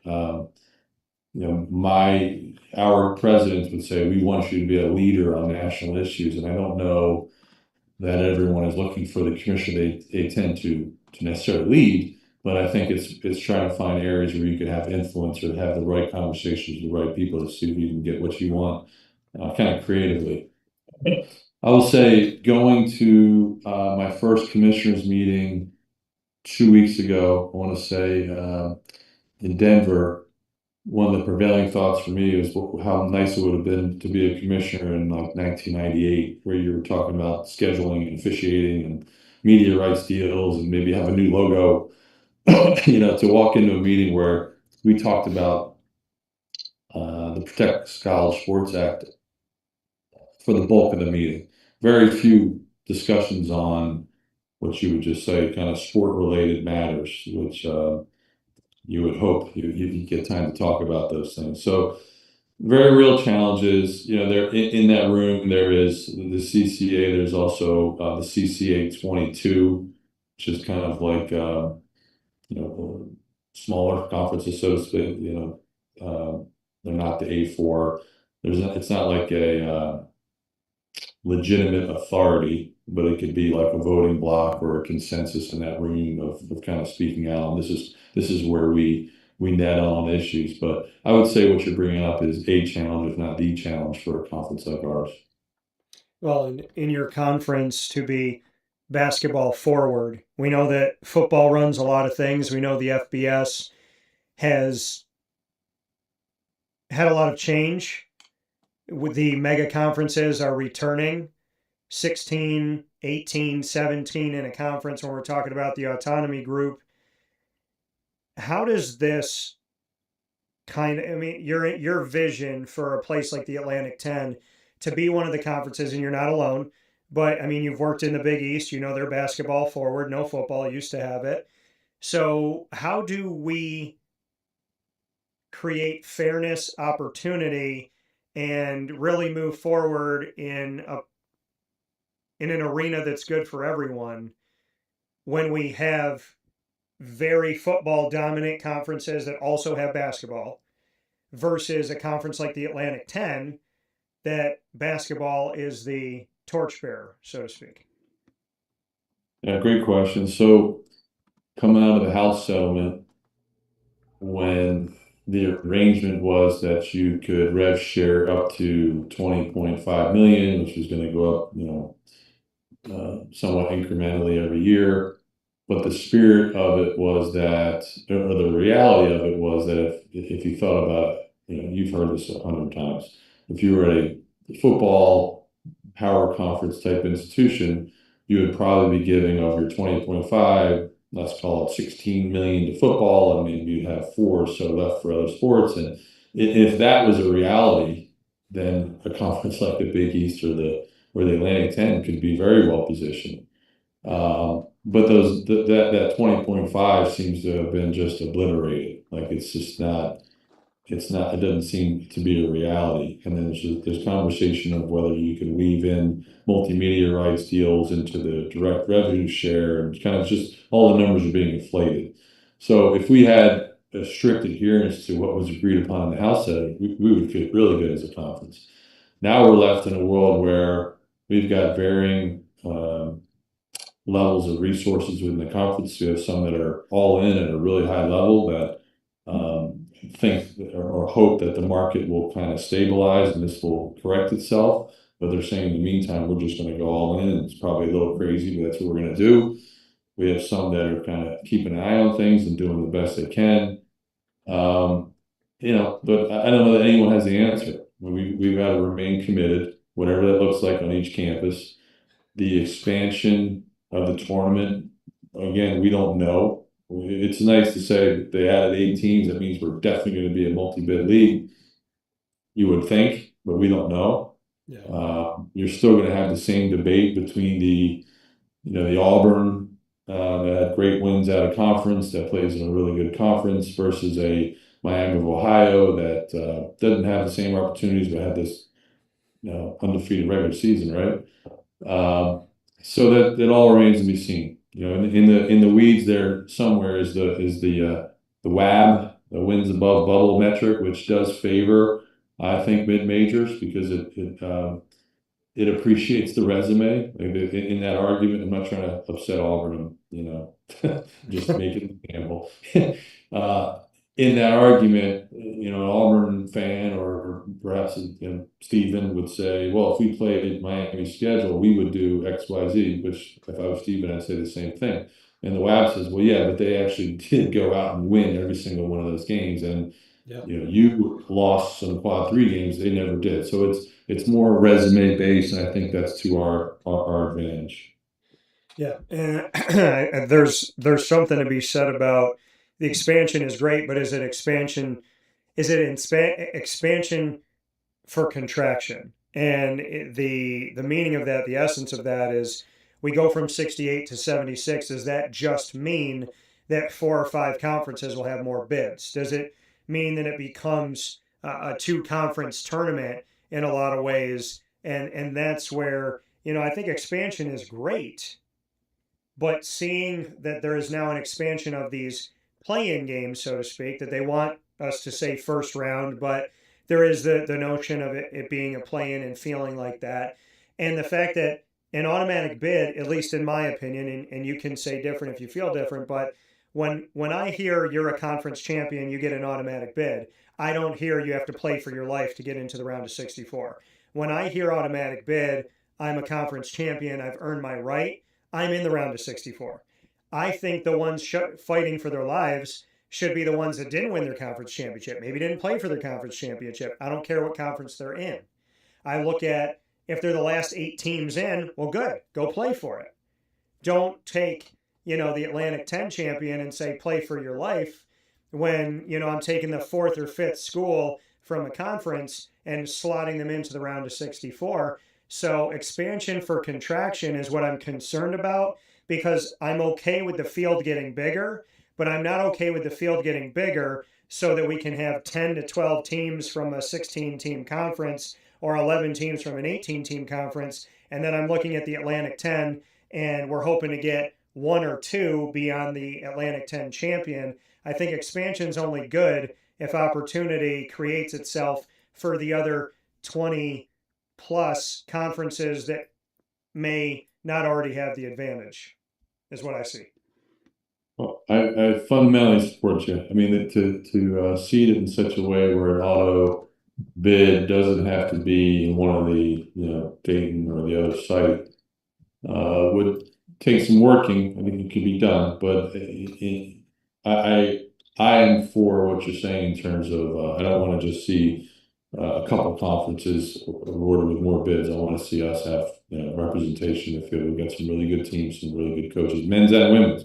We're the only non-power conference, if you want to put it that way, that had two bids in men's and women's basketball. So that's relevant. We want to live in this space. Well, and when I think about the history of the Atlantic 10, I feel like having two bids isn't enough, in my opinion. I look at St. Louis, if we talk about your membership, St. Louis, VCU, St. Joe's, as well as Dayton, George Mason, Davidson, Duquesne, Fordham, George Washington, Rhode Island, Richmond, as well as LaSalle, St. Bonaventure, Loyola, Chicago. We know Loyola, Chicago. We know Sister that, just jumped into our hearts. I know the Billikens because I was on the road of the NCAA tournament when they were out there doing their thing. I know the VCU world because that's where I first got to see Shaka Smart before I crossed paths with him. I know the St. Joe's being a #1 seed in the NCAA men's basketball tournament. Dayton, the year I said nobody was affected more in men's basketball than the University of Dayton, who would have been the #1 overall seed if not for COVID in 2020, to a team like Rhode Island, whose women's basketball coach and Tammy Reese, a friend of mine, is now at the University of Florida, to the Richmond Spiders, who beat my hometown of Syracuse as a 15 seed back in the day, to St. Bonaventure, which is near and dear to my heart, and everything that they've done, and seeing what they did in Dayton as part of the first four, and the amount of fans that showed up, to Davidson that gave us Steph Curry before Steph Curry was winning championships in the NBA. The Atlantic 10 has shown throughout history, Dan, that they not only breed superstars professionally, but they've given us some of the best moments in collegiate athletics, especially when it comes to basketball. So in my opinion, I think it's a disservice if we're not hoisting up the Atlantic 10, and I would call you a power when it comes to men's and women's basketball, because power is an earned name, not a given name, in my opinion. And I think the Atlantic 10's history has earned the right to say, if we weren't there, what's the madness in March, essentially? I like what you said. I wasn't trying to put a cap on us to two. I was just saying we had multi bids on both sides, and I'd sign up for that. But yeah, no, we had great players throughout history, NBA players and great coaches, and as you said, great moments. So I'm certainly not trying to sell it short. I wouldn't be here if I didn't believe in the brand. No, and I don't think you are at all. I think, piggybacking off of what you said, and to be a conference outside of the quote unquote power and to have multi-bids is fantastic. I would argue with you in lockstep that there is more than enough reason to create space where the Atlantic 10 has at least 3 bids, where we can see what this can create historically right now. I mean, looking back is wonderful. Looking into the time capsule is great.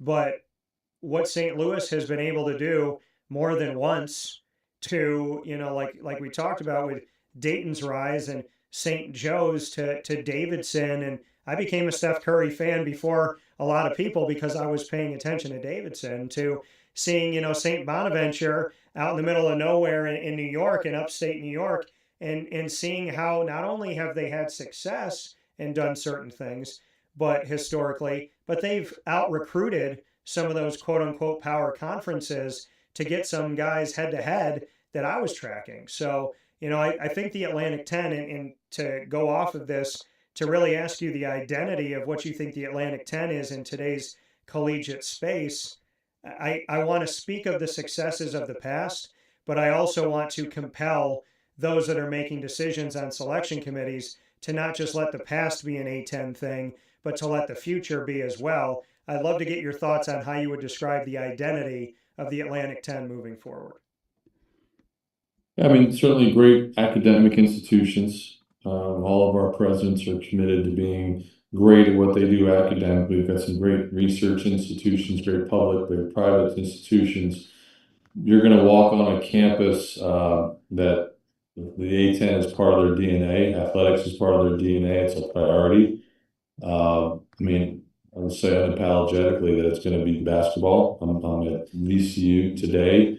I was here, I don't know how many years ago. I was still at Hartford, I want to say. We visited Shaka and Mike Rhodes in the very, very early days for Shaka, and there was no practice facility in place. I toured that today. You couldn't help but walk on the VCU campus, and I happen to be here, so it's one example. I'm not trying to, leverage VCU's position within our league. But my point is, when you walk on this campus, you can feel how important athletics are and how important basketball is. And that would be what I would want our student athletes to see and feel from our leadership, that they're committed. And we're trying to see where this thing settles. All these mountains we're talking about with the bipartisan bill and these big issues, but we're not going anywhere. We're committed, and we just need to know where it's, what decisions we need to make based on our current realities when things settle in, hopefully here soon. Well, and when we look at, like you talked about, the settling of things, there's a lot that's been going on over these last few years. I firmly believe it wouldn't have gotten past the way that it was. Kind of felt like while everybody was sleeping, that these huge decisions were being made about NIL and the transfer portal amidst a pandemic, a global pandemic. But to look at the executive order by President Donald J. Trump, which, for people that don't know, that just because an executive order is signed does not mean it becomes law. So the executive order, which is kind of a blueprint, right? And then we go into the Protect College Sports Act. We've alluded to some of these things, but I'd love to get your thoughts specifically on the 5 and 5, where it starts when you finish high school or at the age of 19, whatever happens first, but that you have 5 years. It essentially gives every student athlete an extra year to play. It gives them more time in college. And the exceptions are religious vocation, if you're going into the military, or for maternity leave. But outside of that, you gain another year of eligibility, but then there's no specific red shirt anymore. So we have the 5 and 5 rule, which is one thing. We have the transfer portal, which would now become a marrying of old and new, where you transfer the first time, you play immediately, which is part of the new world. And then part of the old world is if you transfer after the first time, you're going to sit out a year. So that marries the new and old together to try and create some type of balance on rosters. So when we look at the amount of time, 5 and 5, and then we look at the movement within that time, what are your thoughts on those two pieces that are dancing together right now that came from the executive order into the Protect College Sports Act? Just what you think about what that could potentially do for a student athlete having 5 years instead of 4, and then trying to kind of corral this portal in some way, shape, or form. I mean, to me, the 5 and 5. I would hope one of the net benefits is our degrees. Somebody's on campus for 5 years. Yeah. And that helps our graduation rates. I think we don't talk about that enough, but it's great that these student athletes in some of these premier sports are making this big money, but I'm still one, and our 14 institutions agree that we want to graduate people. So I think that certainly makes sense. It provides financial opportunities. 5 years of earning in today's climate is a good thing. So, and it gets us out of the waiver world, right? If you're going to make those absolutes of saying, the religious, Mormon mission, so to speak, whatever it may be, is going to be a carve out, and nothing else is going to be up for debate. We seem to make those decisions, and then we double back on the decisions. Somebody sues or somebody files a complaint, and all of a sudden we're, social media shaming an institution for not with the NCAA, and we revert back. So if we really hold up that standard, I see value in that. And then the transfer, it's interesting, right? So we're not so far from the noise or the argument of, well, coaches can go wherever they want, they can leave, and there's no penalty. Of course, they have buyouts, but our student athlete, when you want to transfer, you got to sit out. So now people got what they wanted who made that argument, right? So now players can move, you could say, in the current world, just as freely as coaches. And now the same people are, well, I don't know who the roster is here. I hate this. I don't get to see someone become a freshman, a sophomore, a junior. So they kind of wish there wasn't so much movement, right? Yeah. So now we're going to go back to potentially a one-time transfer. Again, if it becomes federal law and you can't fight it, and you can't say, well, I was wronged and I was lied to, and I deserve another shot to make another move, and we really stay in that framework, I can see advantages for us because in the current structure, we have coaches, not just the A10, but many in mid-major or even high major basketball that look at a 12th man in a power, Big Ten, and this kid averaged 1.2 points a game and 1 rebound, but I think he could be a starter for us and be great. Comes to one of our schools, fulfills that vision, so to speak, and then goes back up, right? So if it's only one time, we can recognize someone who's not fitting in, and they can really stay here for the rest of their duration. Now we've got that, that person for longer. So I see that. I'm sure there's a flip side to it, but I see that as being good for perhaps everyone.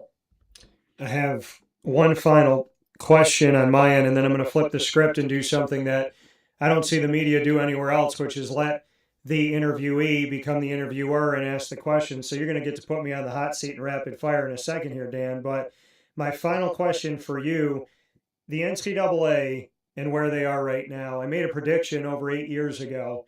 I said here on the show, here on Wake Up Call with Dan Tortora, my statement was 5 to 10 years from now, if the NCAA continues down the road that it's going down and doesn't adjust some things, they're either going to they're either going to look drastically different than what they look like today, or they're not going to exist at all.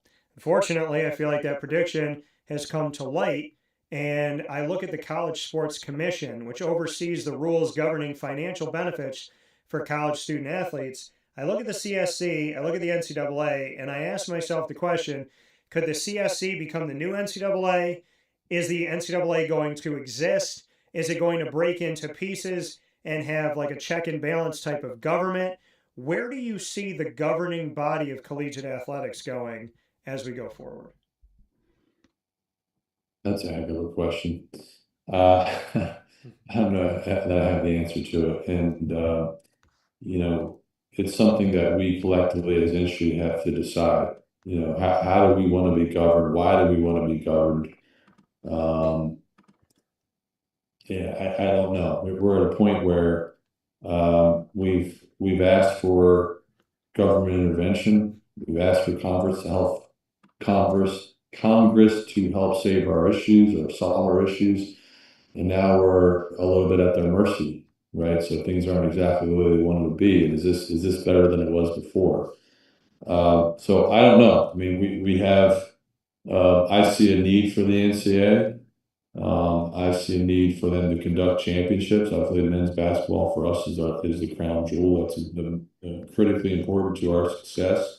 Is that tournament and the units that are paid out from that tournament. If you look at the United States Olympic Committee, we're the only country that has a structure in place in college sports that is really free training for the Olympics.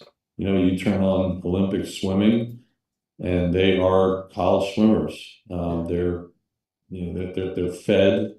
They have trainers and nutritionists, and if our college system kind of goes away and the NCAA championship goes away in some of those sports, what happens to our to our Olympic sports?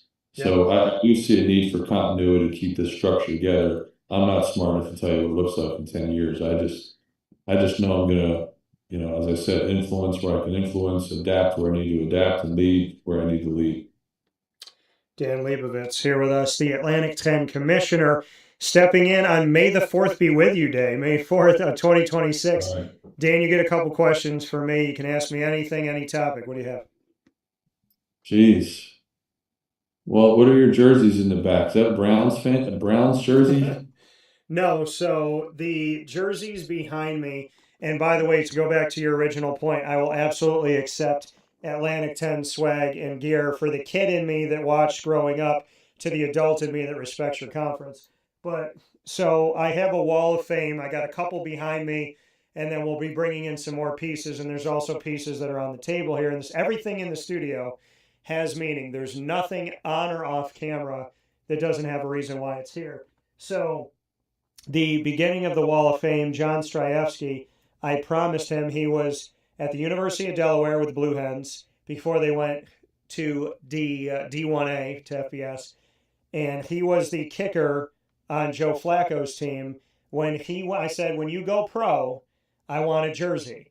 So in the Arena League at the time for the Philadelphia Soul that John Bon Jovi was connected to, I said, you send me a signed jersey. Not only will it go in my Wall of Fame, it'll be the first one up. And I got the jersey. When I took it out, it was like damp. I think he literally took it off, signed it, and sent it that night. And so that's the first one. And then on the other side of me is hometown Syracuse. My favorite number is 21. Good friend of mine, Julian Wiggum, played cornerback for the Orange. And so he gave me not only his jersey, he gave me his Texas Bowl game-worn jersey of his final bowl game. And it says, good broadcaster, better friend. So those are the two that are there. Nice. What's your second? So the bar has been set where I got to come up with something that's wall worthy. Yes, sir. Not just shelf worthy. Let's see what I can do. Okay. Yes. Okay. I thank you, Dan, for your time. I thank you for the opportunity, and definitely look forward to talking with you more. So I appreciate you doing this so early on, and I want to officially say it here to everybody that's watching and listening, but congratulations, and I look forward to your leadership of the Atlantic 10. Thank you, Dan. Appreciate it. Best to you. Same to you.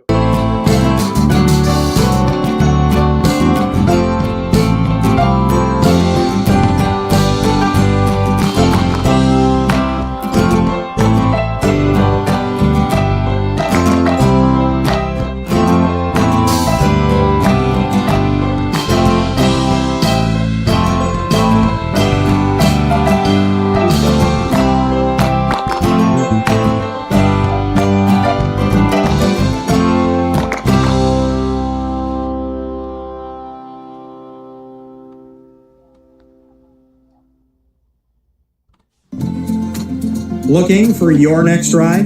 Look no further than Great Lakes Honda City, located on 7140 Henry Clay Boulevard in Liverpool, New York. Serving our community for decades, their new and pre-owned vast array of vehicles are available to you Monday through Saturday on site. To search from home, shop at GreatLakesHondaCity.com. Call 315-365-5576 to set up an appointment. That's 315-365-5576 for Great Lakes Honda City, 7140 Henry Clay Boulevard in Liverpool, New York. Great cars, great people, Great Lakes.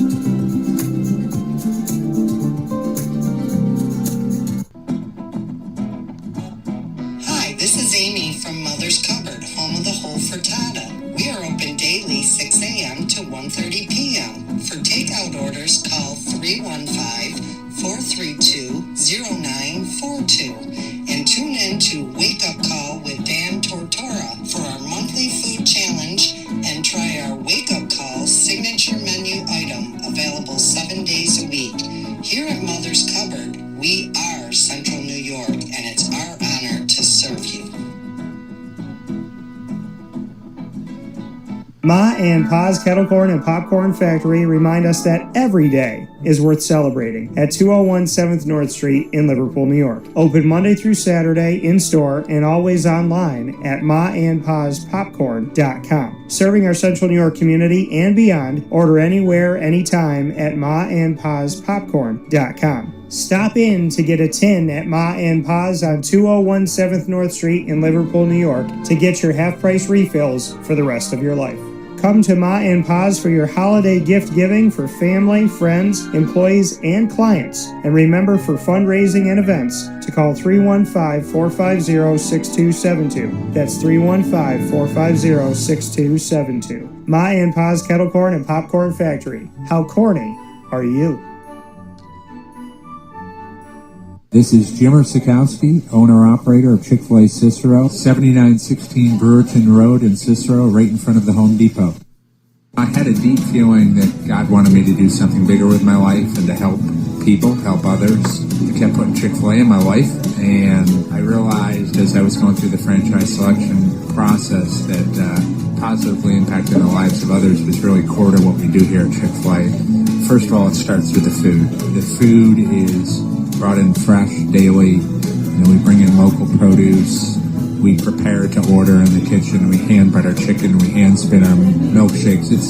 It's great food. It doesn't taste like fast food.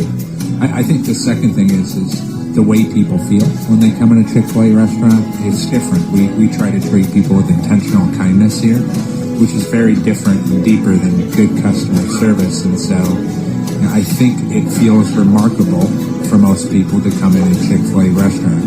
And then lastly, the impact that we try to have in the community is very different.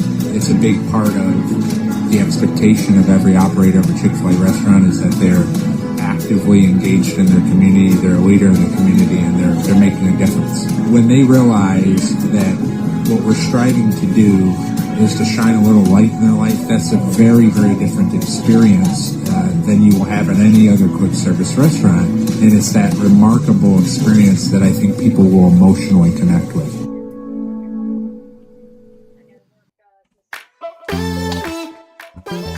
Hi, this is Chris Rauda. And Colleen Rakowski from Gray's Craze of Clay. It's a fun, innovative, upscale catering solution. We've turned eating into a whole new experience. Each of our boards is packed with delicious mix of artisan cheeses. We use premium cured meats, fresh fruits, nuts, and all of the sweet touches that really bring out the best in every perfect bite. We offer something as small as a grab and go that feeds 1, maybe 2 people, to our large board that can serve anywhere up to 25, 28 people. So we have the ability to really meet and hopefully exceed all of our customers' expectations when it comes to the different varieties of things that we have. Charcuterie boards or boxes are healthy, fresh, delicious. They're made to order. We're baking the breads here daily. We're baking the cookies here daily. All of our dips are homemade, made in-house. All of our spreads are all made in-house. When you open that board or box that we have delivered or you have picked up, we want you to know that it was made with care and designed to completely elevate your event, celebration, or meeting. We've catered parties and events for up to 300 people. So if you're walking in to grab something for lunch or something for date night or movie night, that's great too. Our events go from you eating in the car on the way home to a catering event in a rehearsal dinner or cocktail hour or party. When we do, again, know what the event is, specifically for a wedding, we like to schedule tastings so the bride and groom can come in and see what we have to offer, and we can then, as we talk, to try to understand what they're looking for, what the venue's like. We do like to have that one-on-one interaction when it comes to catering bigger events. Our address is 4599 State Route 31, Suite 5, in Clay, New York. We're on the corner of Route 31 and Henry Clay at Clay Marketplace. You can order on the phone by calling area code 315-409-4171 or online at grayscraze.com/clay-ny. Come visit us at Gray's Craze of Clay, New York, where we want you to celebrate everything. Hey everybody, this is Rockney Roberts from Willow Rock Brewing Company. We are here in Cicero at the Willow Rock Pizza Pub. And I'm Kevin Williams, also from Willow Rock Brewing Company. Happy to be here and happy to be partnering with CNS and Dan Tortora. You want some place where you can feel comfortable and hopefully ingratiate yourself with the community. And Kevin, he grew up right down the road from here. I grew up in Brewerton, so not too far away. We know the area, we know the people, they're great, and we were just really excited to be able to come to the area. Yeah, and having the opportunity to meet some of these coaches, some of the people in general already, and seeing the CNS colors kind of around, and already partnering on a smaller level with individual teams really made this make sense to us to really formalize kind of a partnership with the school and get this rolling. Willow Rock to me has always been about high quality beverages, high quality experiences, and now high quality food at our pizza pub. That was something new for us when we came to Cicero. Right from the drop, we knew we were going to have a focus on the highest quality food to go with our high quality beer. At the Willow Rock Pizza Pub, you're getting high quality, hand cut, top-notch ingredients. We're open for lunch. That's a really important thing for us, is to be able to get that person in here like, hey, you only got 30 minutes for lunch, but we're gonna have something for you that you can get quickly and available to everybody. Yeah, we wanted something that was just a little bit outside the box, a little bit outside of comfort zone, but still something that you could rely on to be consistent and easy to look at and easy to be like, oh, I can see myself eating this. I can see see myself wanting to have that more than once. Eating a whole pizza, like our beef on weck pizza, I've never seen one anywhere. It's just a great ideas, great inspiration across the board. We're their spot to stop. We're their friendly neighborhood watering hole, as well as pizza place and place to stop for a restaurant. Not just beer drinkers here. We've got wines, we got cocktails, we got non-alcoholic stuff for the kids. The location is more important today than it ever has been before, and we're lucky enough to be here in Cicero. The Willow Rock Pizza Pub is a place where you can bring your family. You can come in, you can grab a soda, you can relax. You can come after a game, before a game, your parents, your grandparents. Our goal is to make sure that everyone's comfortable here. We want students, we want athletes, we want your coaches. It's going to be a good time. So come here, enjoy the high quality food, high quality beverage that we're going to offer to everybody. And hey, go North Stars. We're so happy to have the North Stars. We are very much a kid-friendly establishment. We have tons of space outside for everybody to be playing outside, as well as listening to live music, enjoying some pizza. The Willow Rock Pizza Pub is open 6 days a week here in Cicero. That is Tuesday through Sunday. And our website is willowrockbrew.com, and our socials are at Willow Rock Brew. So find us on the net, find us in person. We'll see you soon.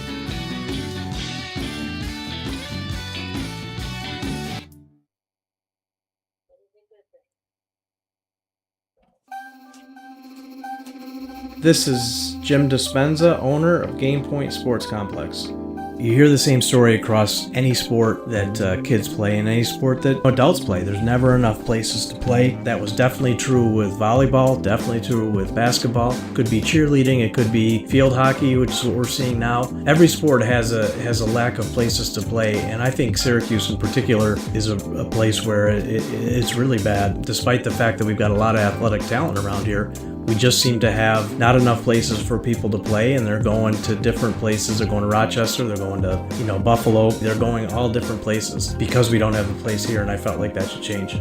This was a long project from planning all the way through execution to opening the doors. A lot of work went into it, obviously, a lot of money, a lot of resources, and the dream always was kids being in the gym, having a good time. And I've always felt like sports is the most unfiltered joy that you can observe with people, that people can experience, because it is fun, it is a sense of accomplishment, it's all of that wrapped into one thing. And so watching kids going up and down the court with big smiles on their faces has been just amazing experience. I'm looking forward to years to come of that same thing. We've taken the time to invest in multiple sports, and then what we're finding is the mere fact that we have a large, clean, well-lit space has opened a lot more doors for us beyond basketball, volleyball, pickleball. Now we're having some interest from cheerleading. We've got girls field hockey coming in, and then also there's quite a bit of room for spectators. We've got bleachers, we've got benches, we've got a concession lounge where people can get food and drinks. We're going to have multiple sports going at the same time, using every square inch of this place for what it was conceived for, which is basically people to come in, have a good time in the sport that they prefer.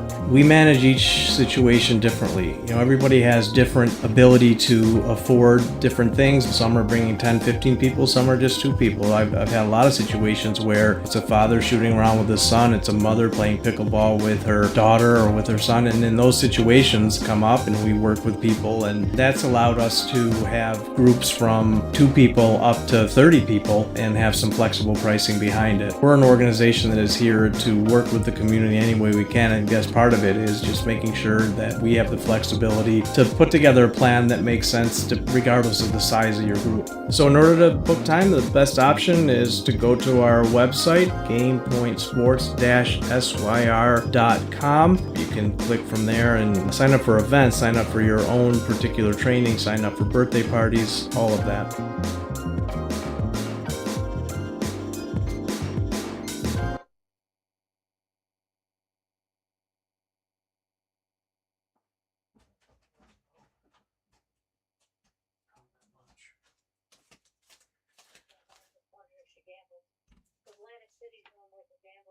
Hi, this is Gina Husted. I'm part owner of Skippy's Ice Cream. The other half is my better half, Don Husted Jr. When somebody comes up to the truck and it's a family, it's nice that the older generation is nostalgic and they can tell the younger generation, back in my day, we used to have the truck around our neighborhood. So now you're lucky because the truck can come to your party, and you're lucky that this truck is at a festival and you're getting to buy the ice cream. And basically we're ice cream that comes to you now, specifically comes to you, not for you waiting for us. We're coming to you. We will do neighborhoods if you have a block party. We do birthdays, we do anniversaries, we do celebrations of life, we do wedding showers, we do festivals, we'll do corporate events, we have a lot of corporate picnics, we have family reunions, so it's a whole wide range of whatever party you have, we'd love to be at. We're so appreciative of the community, always coming up to us at festivals and calling us to have different events. We have a lot of return customers. We always have people coming up to our truck. We're always there for the community. We always try to give back to different organizations and fundraisers, and so I think the community sees that. We like to give back to them. This is where we live. This is where we were raised. This is where our kids were raised. So the community is very special to us. I mean, obviously we've lived here our whole lives, so it means a lot that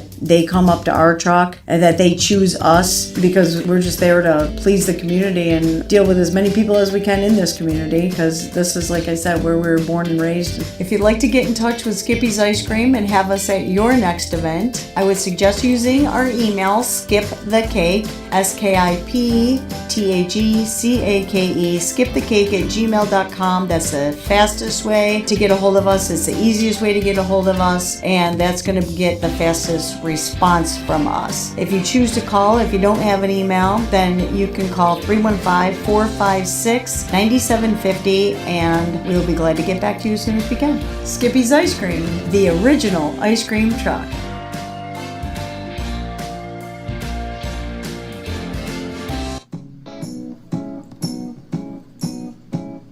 In these unique times, there are those in our community that give us a sense of normalcy and positivity. Pizza Man on 50 Oswego Street in Baldwinsville has been here for you for over 35 years and is here now.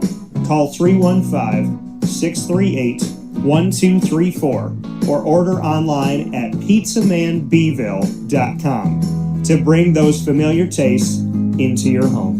And remember to come see our monthly on-site broadcasts centered around the community and our Baldwinsville Bees.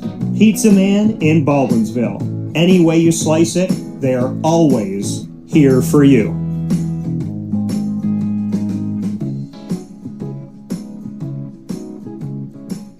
Life gets busy, and sometimes that means us running around. So Canine Camp Dog Daycare offers you an opportunity to give your dog a place to stay while you take care of what you need to throughout the day. Canine Camp Dog Daycare is located on 228 Old Bridge Street in East Syracuse, New York. You can see it from the highway, and it's just off of Erie Boulevard across from BJ's Wholesale Club. Call 315-437-7110. That's 315-437-7110 to schedule an appointment to bring your dog in and tour the facility. Appointments are Monday through Thursday after 6:30, where you and your dog can see everything that Canine Camp Dog Daycare has to offer, including a self-serve dog wash and a retail store filled with all of your dog's wants and needs, including food, treats, harnesses, leashes, and more, making Canine Camp Dog Daycare your one-stop shop for your furry loving friend. Right, Lily?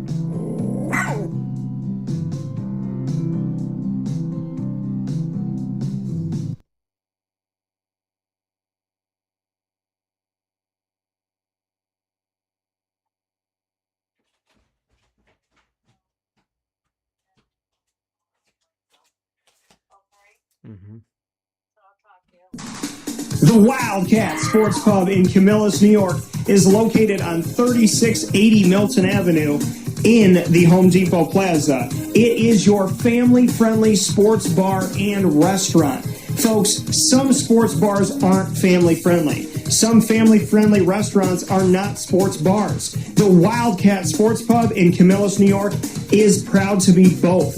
It is that marriage that you've been looking for years. The Wildcat Sports Pub is your home base for your sports bar and restaurant needs, games for the kids, indoor and outdoor activities, and enough things on the menu to come back every single week and get to try something new. They're open Sundays from noon to 8 p.m., Monday through Wednesday, 11 a.m. to 11 p.m., and Thursday through Saturday from 11 a.m. to midnight. For reservations and party information, call 315-487-2222 for the Wildcat family-friendly sports pub and restaurant.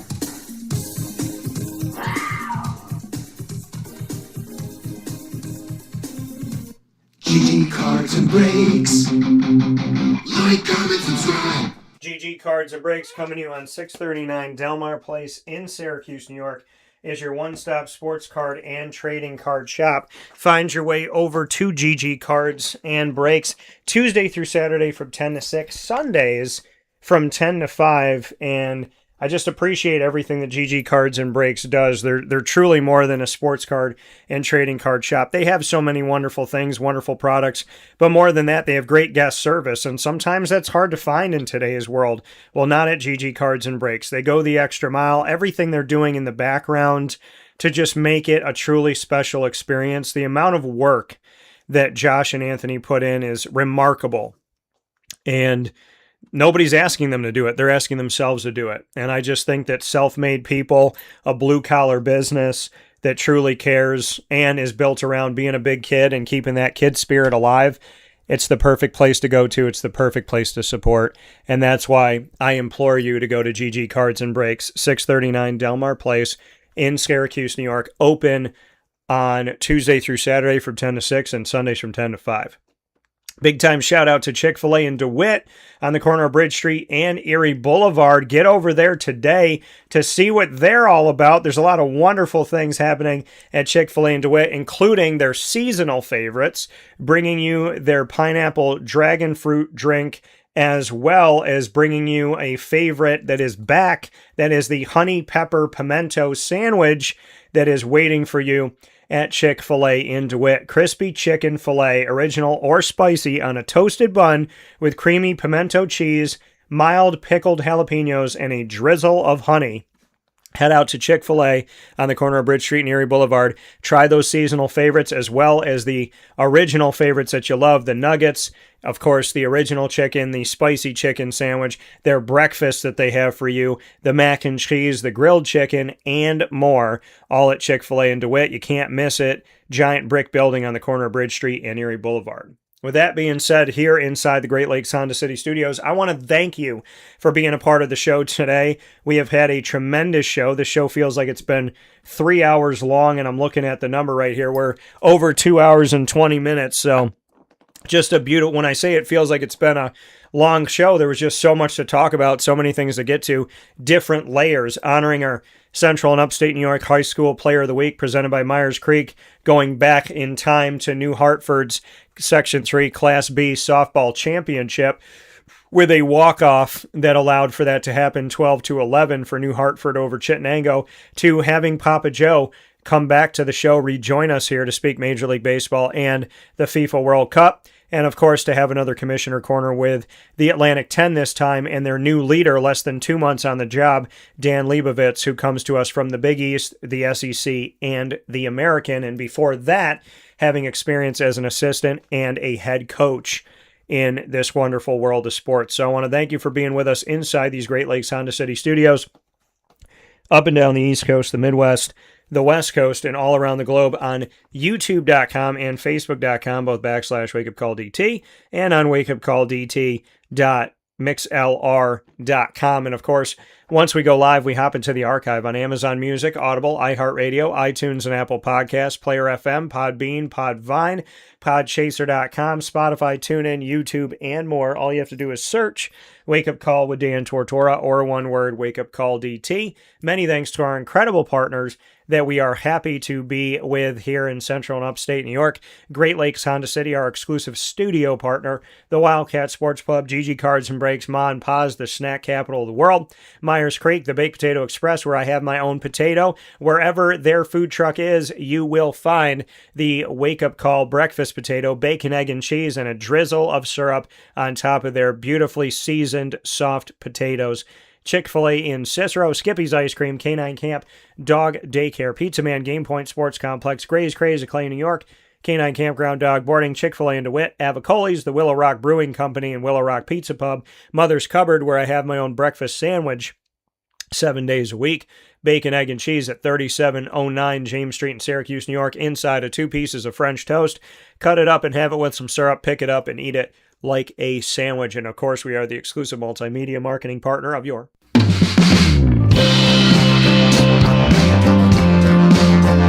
Binghamton University Bearcats. Find the Bearcats every Tuesday during Bearcat time at 10 a.m. Eastern time, hanging out with your Bearcats. You will find them on youtube.com/wakeupcalldt. Click subscribe, hit the notification bell, and find our Binghamton playlist. You'll also find the Bearcats on wakeupcalldt.com's homepage and underneath the exclusive partners tab. For more information, go to binghamtonbearcats.com and go Bearcats.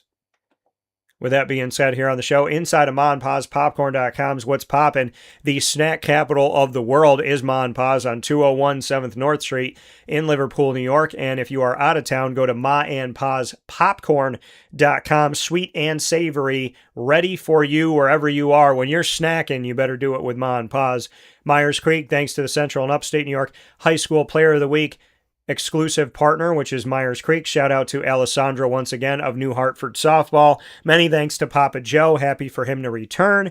And many thanks to our first time speaking with Dan Leibovitz of the Atlantic 10, their new commissioner, about his thoughts on national sports topics as well as the identity of the A10 moving forward. I hope you have a wonderful day. Speaking of moving forward, tune in to our video that we will do and that we've done throughout the entire World Cup. Every day of the World Cup, we set the table of the games that are coming up, and we do that with Gray's Craze of Clay, New York, so you can check that out on our social media, plus everything else that airs on our social media by going to Facebook at WakeUpCallDT, X at CallDT, Instagram at WakeUpCall_DT. I hope you have a beautiful day, and for Papa Joe, for Dan Leibovitz, and for myself, Dan Tortora, I say God bless. No stress. Do your best. We'll talk soon. Have a beautiful, wonderful day and stay safe and stay cool.